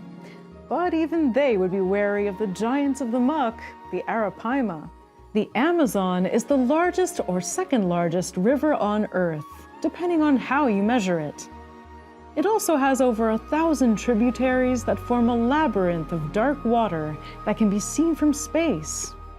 The river is over 5 kilometers wide in some areas, but during the rainy season, it floods to over 40 kilometers in width, making it impossible to even see the other side. It's so wide and its banks so ever-changing that there are no bridges at all in its 8,000 kilometers of length, and humans have to rely on boats for transportation. But during the dry season, the flood descends into shallow ponds and streams, and it's here where the largest fish in South America thrives. This is the Arapaima, or pirarucu. A healthy adult can be over 2 meters long, with some exceptional cases of 3-meter-long monsters. To hunt, they just need to quickly open their mouth, creating a vacuum and suctioning their prey into their mouths. Some reports even say these jungle leviathans leap from the water to snatch birds mid-air. Come on, that's just a cartoonishly terrifying predator. It's like the mosasaur who jumps up and snatches a pterosaur in Jurassic World. It's crazy. On top of that, they're covered in a full-scale armor, which is kind of a marvel of evolutionary engineering. The scales are made of collagen and calcium phosphate, which makes them tough on the outside, but internally, they're made of layers that give them both amazing flexibility and impact absorption. It's a similar structure to that of bulletproof vests. Piranhas and caimans, their theoretical foes, have a hard time penetrating their armor, especially when they're full grown, so it really can do anything it wants in their tiny ponds. As the water level gets lower in the dry season, fish often get trapped in ponds disconnected from the main river. You'd think this would be a problem for a fish the size of a bull, but the Arapaima has yet another ace up its fin. It can breathe out of the water. Arapaimas have adapted to life in low oxygen conditions and drying rivers by turning its swim bladder into a kind of lung. Even in good conditions, they can't use their gills much, and instead come up to the surface to breathe every 15 minutes or so.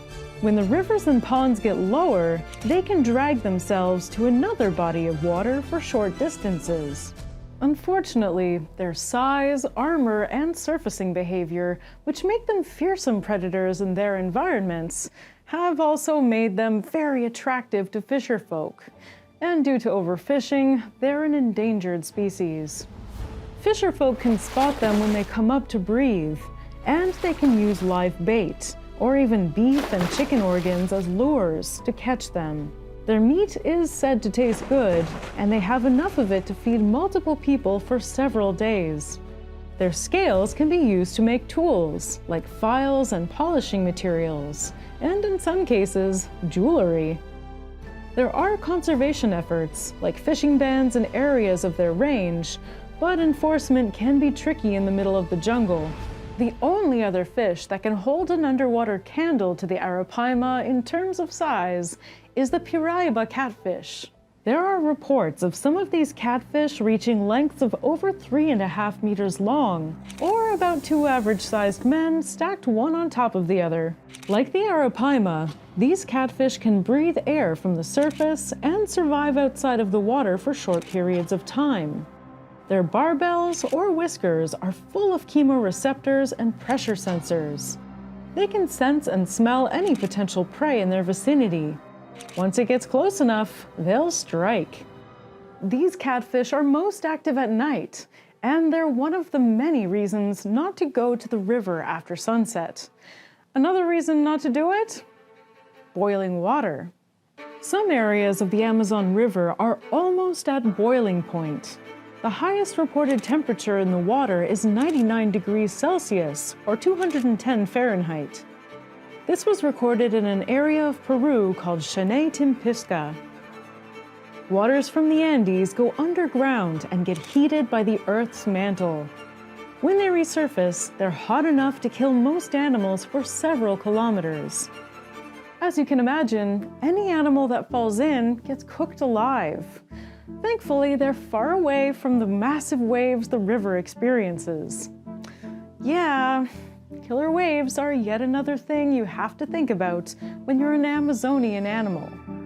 During full moons, close to the spring and autumn equinoxes, ocean waters get into the river and reverses the flow for up to 800 kilometers. They call it the Pororoca. At its peak, it creates waves up to 4 meters high that travel hundreds of kilometers into the river. The waves go on for so long that some adventurers surf them. The current record for longest Pororoca surf is held by a Brazilian man who rode it for over 12 kilometers in a ride that lasted more than half an hour. I've tried surfing once, and it was honestly the most fun I've ever had failing at something.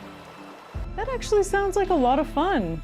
The worst thing that can happen is that you get hit by debris carried by the wave and fall into piranha-infested waters. Surprisingly, that's not scary anymore. Piranhas have a terrible PR problem. Teddy Roosevelt wrote that he saw piranhas eat a cow in minutes. And from there, all people could picture when thinking about these amazing little predators was how quickly they could turn a human into a skeleton. But really, they're not that aggressive and would rather go for smaller prey or in some cases even plant matter than take a chance with a large animal. Their teeth are sharp interlocking triangles that can tear flesh out of prey. They're particularly handy when they find dead land animals that fall into the river. Carrion is a valuable source of food for these fishies.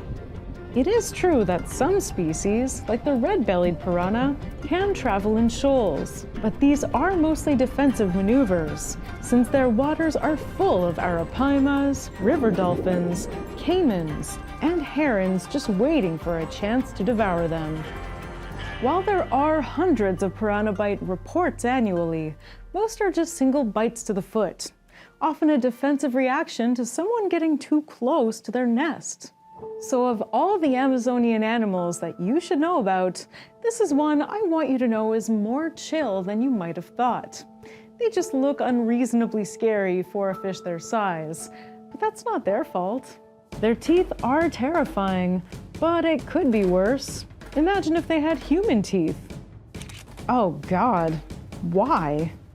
This is the piranha's cousin, the pacu. Pacus have moved away from the hunting life to a more vegetarian, protein-heavy diet in nuts. Their teeth, which resemble human molars, help them crush seeds and nuts, as well as other plant matter in the river. Like most seed eaters, they eventually pass them as poop and help trees disperse their seeds. Now that you mention it, their teeth do remind me of another seed disperser I met the other day.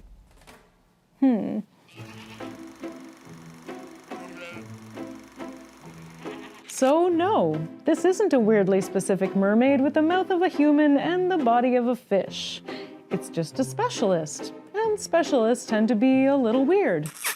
Like the beaverfish. No, this isn't another weirdly specific mermaid with the face of a beaver and the body of a fish.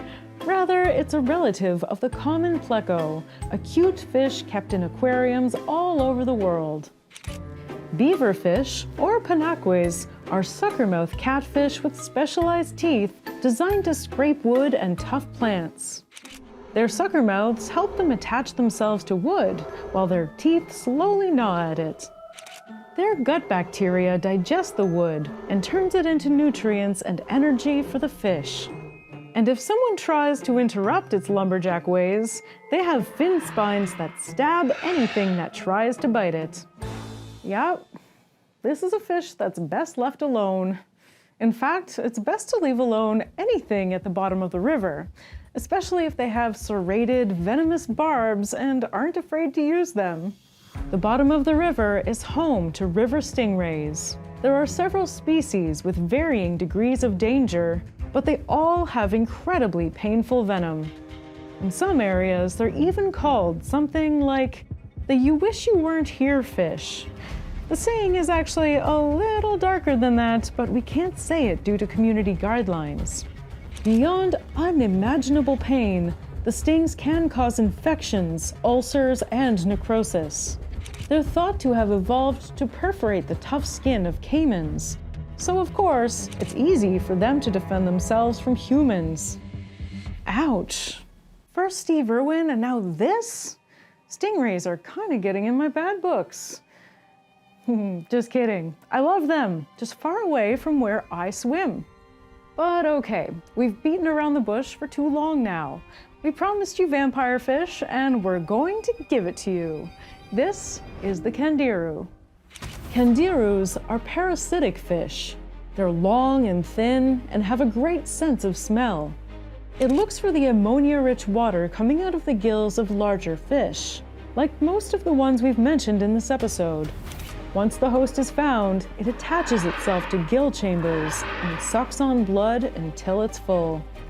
After that, it lets go, often causing little to no harm to its prey. Because of their blood-sucking ways, this fish has been accused of swimming up people's urethras. But this seems to be a myth. Quite simply, urethras are too small for these fish to dig into. They might in some instances be attracted by the smell of urine, but there's a huge jump from checking you out while you're peeing into the river to going into your body. In some cases, when starved, the fish can go into the nostrils of a large fish. Fishermen might have seen this, seen their behavior around ammonia, and concluded that they could do that to a human, but no confirmed cases exist. So don't worry about them or piranhas. If you can, explore the Amazon. It's one of the most amazing and important places on Earth. Just be careful of caiman, anacondas, and matamatas, but we'll tell you more about them in another episode.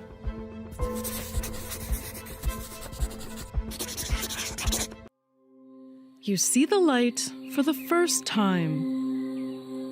It's a lush landscape full of tropical fruits, stunning birds, and dense rainforests.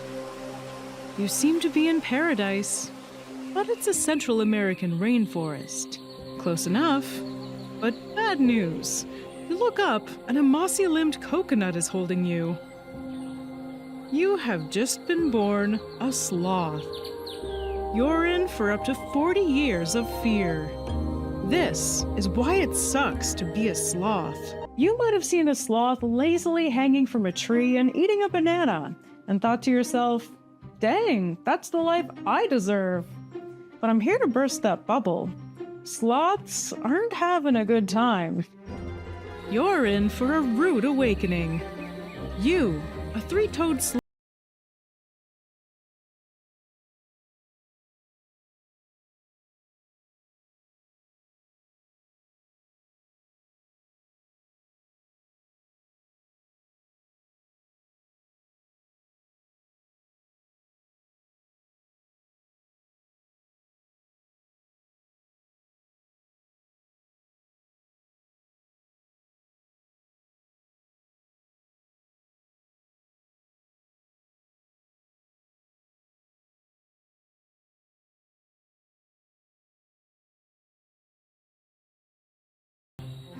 Okay, surviving birth by avoiding predators?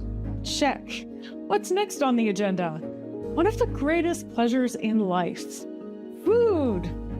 You drag yourself up to your mom's armpit nipples for your first meal ever. But all you get is a couple of drops of fatty milk.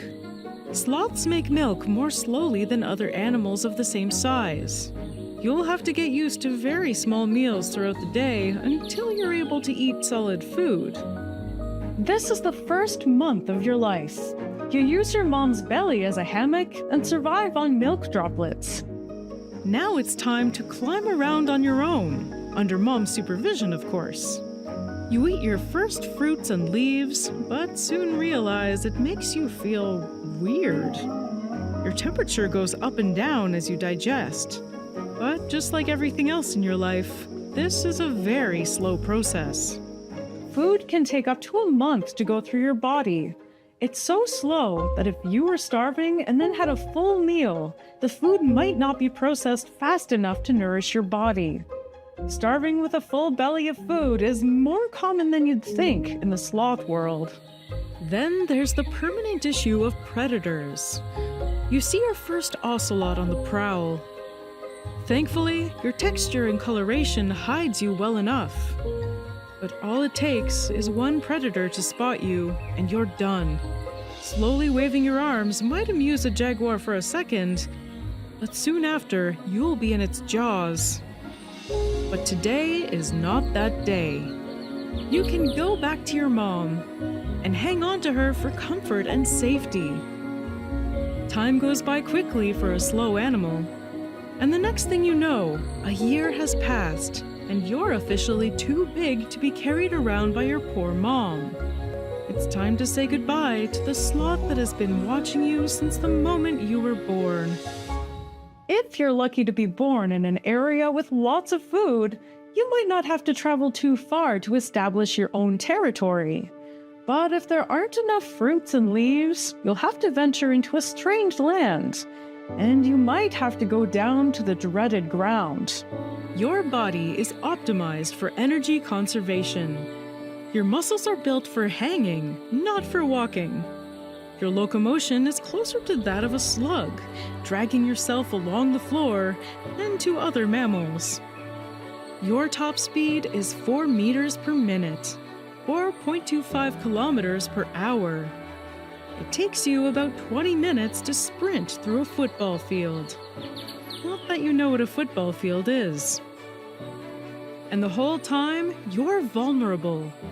Not only to jaguars, ocelots, eagles, bush dogs, domestic dogs, and even cats, but also to your newest, most indifferent enemy, the car. The same camouflage that hides you from carnivores makes you harder to see to drivers, especially on dirt roads. If you're lucky, you might find a river or a pond. In water, you can move about 4 times faster than on land. Until finally, after much effort, you find a place to call home. You're a young independent sloth, and it's time to take on the real world.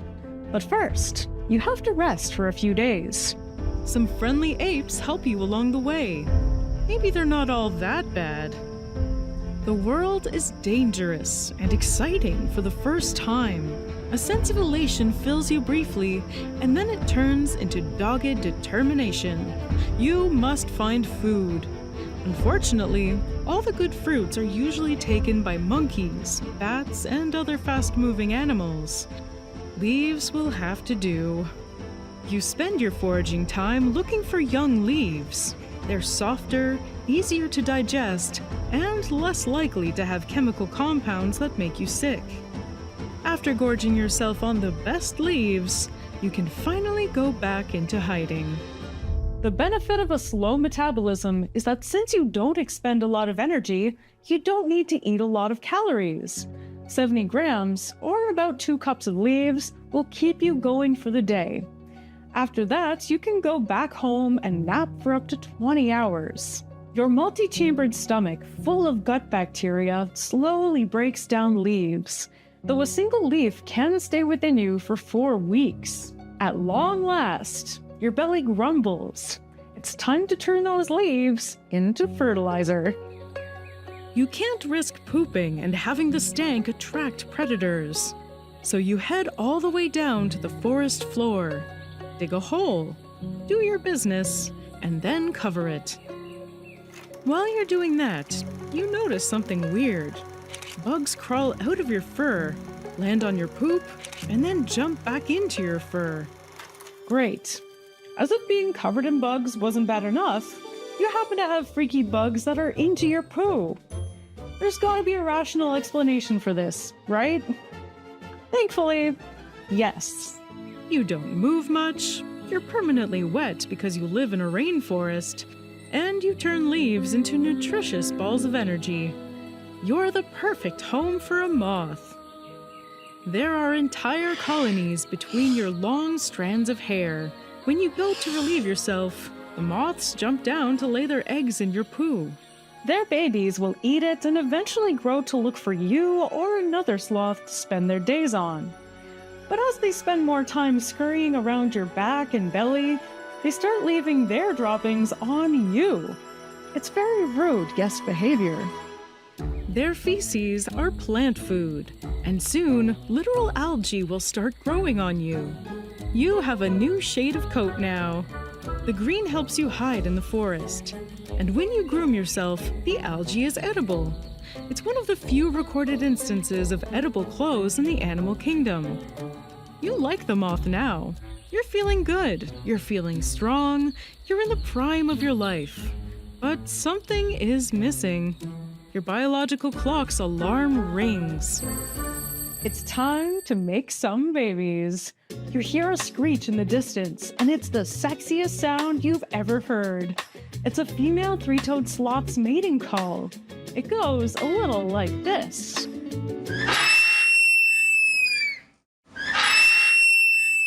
You risk your wet, algae-ridden neck to get to her. There are eagles overhead and jaguars below, but you were born to do this. She's right there, just a few trees away. You can be there in about 10 hours? You reach her. She likes you back. You have a genuine connection in sloth terms. And that's it. You go back to your hood and never see her again. In 6 months, you'll be a dad. But you won't hear the news. A more pressing issue takes over your life. There's a nest of eagles nearby, and a giant metal animal is eating your trees. Deforestation is hitting you hard. Now every time you need to look for food, you're more exposed. You have to cross more roads. More strange hairless primates want to grab you to keep you prisoner. You try to look as green as possible. You make weird noises. You stink up the whole jungle. But the predators are hungry. And even though you're not their first choice for a meal, they all go for you. But you have to eat, so you make your way to the nearest patch of trees. The coast is clear. You're almost there. You can almost smell the cocoa tree. Just one more step, and then...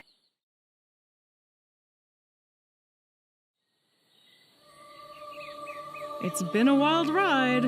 You achieved everything you ever wanted. And when things got hard, you got harder. You're going to sloth heaven. And as you head there, you see all the beautiful sights of the rainforest. And also the destruction. But then, you open your eyes, and you're something else entirely. Congratulations! You're a human being. This makes it easier for you to help future generations of sloths by donating to some of the conservation organizations linked in the description. Help make the three-toed sloths' lives a little better. From the salt flats of Bolivia to the Patagonian grasslands, roams one of the most versatile predators on the continent.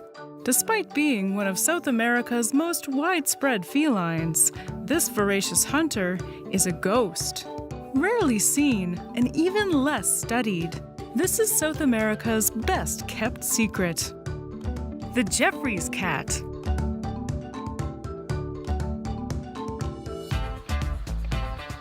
Geoffrey's cats preside over a large kingdom, thriving in a wide variety of habitats.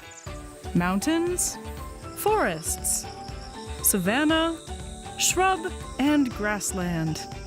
Most of their territory is arid or semi-arid, like Bolivia's salt flats, which have given them their nickname Salt Cat in German, which we're commandeering for this episode. If you are ever lucky enough to spot a salt cat in the wild, their size and coat will give you a clue as to where they hang their hat at night. Like with most species, the closer to the poles they are, the chunkier they are. Salt cats are no exception, and the warmer the locale, the skinnier their bod, and vice versa. Another clue to their home are their coats. In the warmer northern populations, their coats are an ochre color, while in the south, they are a silvery gray. This reflects the change in topography of their habitat. But the coolest salt cats are the swamp dwellers. Most commonly found in forests and wetland habitats is the melanistic variety of the salt cat. These black beauties have an elevated level of melanin, a skin and hair pigment that allows them to camouflage more effectively in their darker habitat. At night, they're unspottable. This not only makes them more effective predators, but it really makes you want to boop their snoot. Not that you should. At first glance, you might mistake a salt cat with a house cat, and you'd be forgiven, as they're about the same size, weighing only 4 kilograms. And that's not all they share with house cats. They too seem to forget what they were doing mid-step and start to clean themselves. Cats will be cats. Grasslands being their primary habitat, salt cats have long legs built for getting around. One reason for their long legs is to potentially help navigate floodplains. One of the most concentrated populations of salt cats are found around rivers in the Pampas region, which are prone to flooding. Having long legs gives the salt cats an advantage over other predators.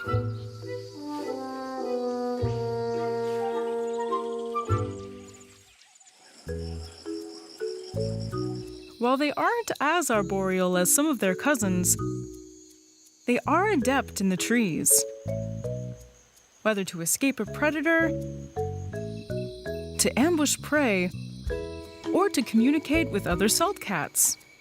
They do this in the most elegant way possible, with feces and urine. While solitary, they do meet up when it's time to mate, and they will travel vast distances, drawn to the scent markings of their potential mate. Breeding happens from mid-spring to early summer and will result in 1 to 3 kittens. Keeping away from predators, salt cats prefer to use trees, hollows, or other animals' burrows to have their kittens. Born tiny, blind, and dependent on their mothers, by their 3rd month, they can join their mom on the hunt. An addition that I can't imagine being all that helpful. Nevertheless, this kitten is doing the best it can to help its mom track down a meal. Salt cats are primarily nocturnal, and when the sun goes down, it's time to hunt. Unsurprisingly for a cat of its size, it specializes in small vertebrates, like mice, birds, and in the northern part of their range, frogs. This cat has caught the scent of a frog. She approaches slowly. With excellent night vision and a killer sense of smell, a frog is no match for a salt cat. Or so she thought. Within striking range, she pounces. But she loses it in the grass. In this case, the small cat is the Goliath, and she'll have to look elsewhere to feed her kitten. But the night wasn't a loss for everyone. This melanistic salt cat swaggers home in the morning with a mouthful of mouse. Though salt cats are vulnerable in some parts of their range, they are considered a species of least concern. While they are incredibly hard to spot in the wild, this one isn't as camera shy as you might think.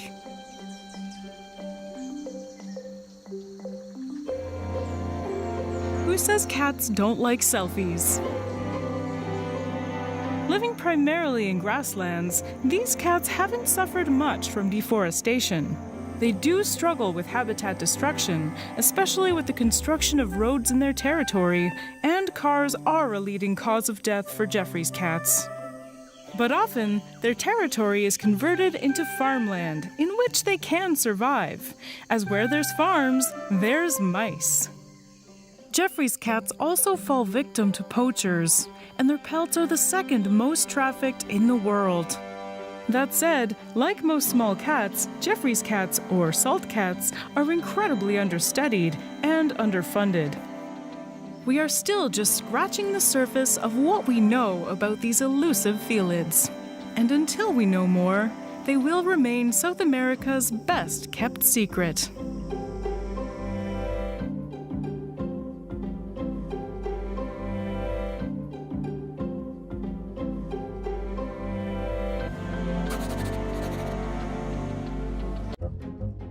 The jungles of South and Central America are home to a tricky little mimic. These adorable predators rule the treetops with an overly fuzzy paw. This is the most arboreal cat in the world, the trickster of the trees, the tamarin's bane, the Margay.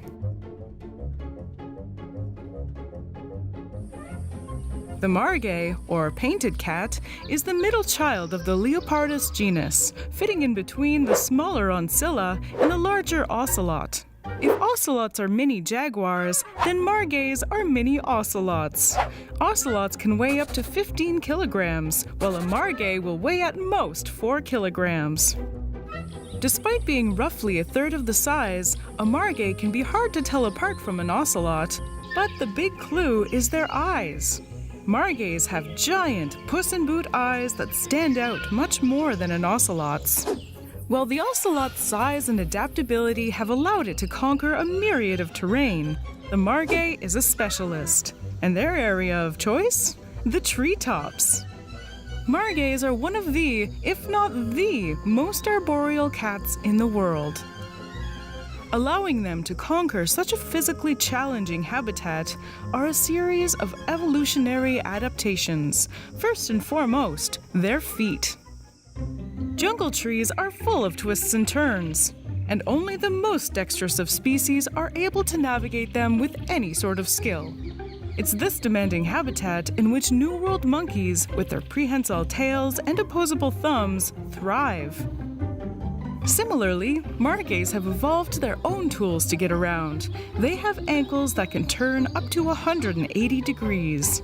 This, in combination with their sharp claws, allows them to descend trees head first, greatly increasing their agility in the tree canopy.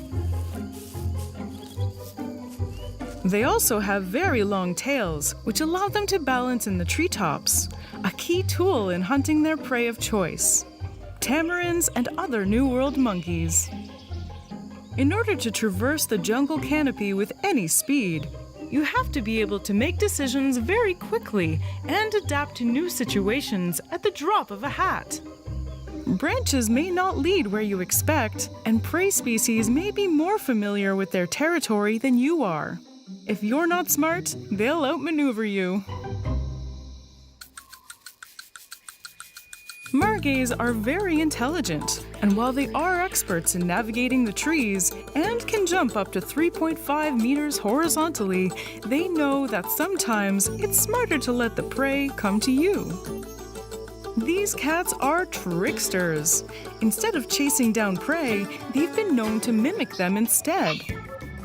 One cat was seen mimicking the vocalizations of a baby tamarin, although poorly.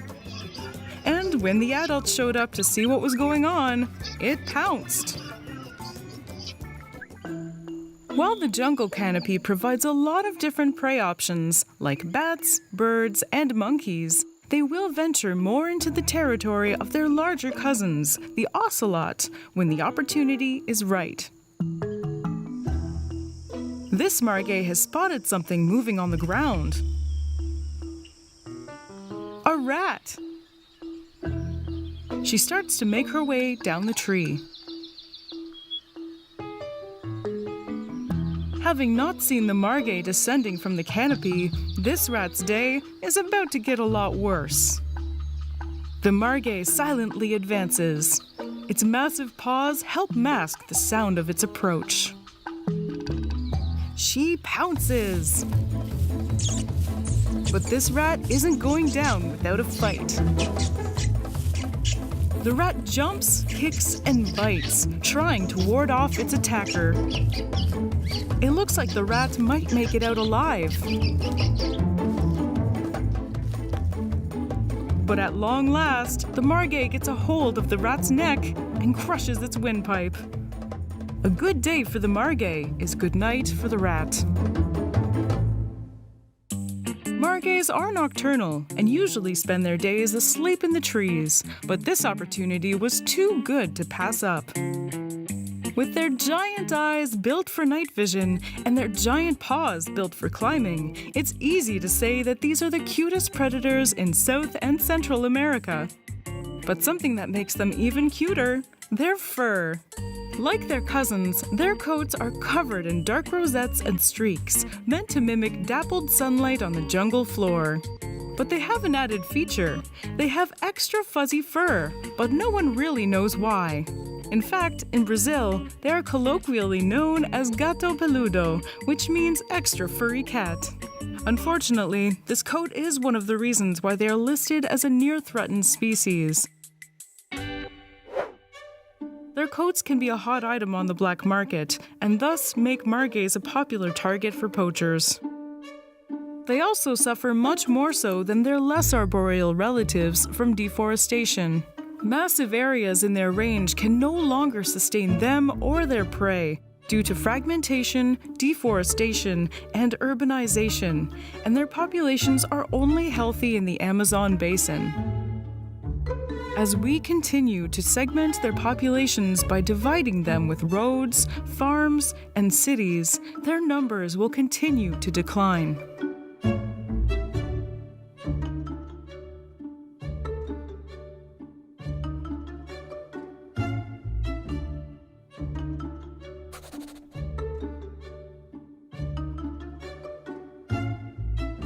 We obviously love all animals here at Animalogic, but I have a special spot for Margays. After all, they're cousins of my cat Nebula, so they're practically family. A few months ago, Nebula got her first pet treater box, and she's been loving them so much that she begged me to get one for her friends. How could I say no to those eyes?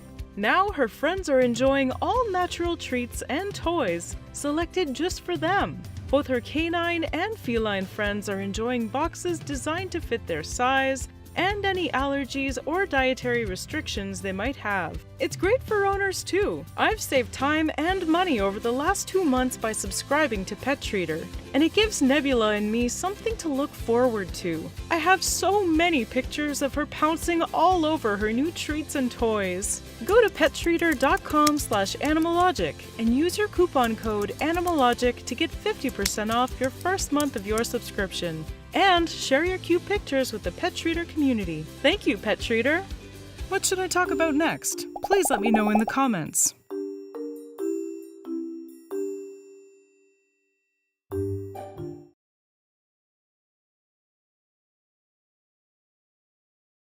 This creature swims like a hippo, with its ears, eyes, and nostrils remaining above water. It chews like a camel, from side to side rather than up and down. It has been mistaken for a pig, barks like a dog, and is equally at home on land and in the water. Any guesses?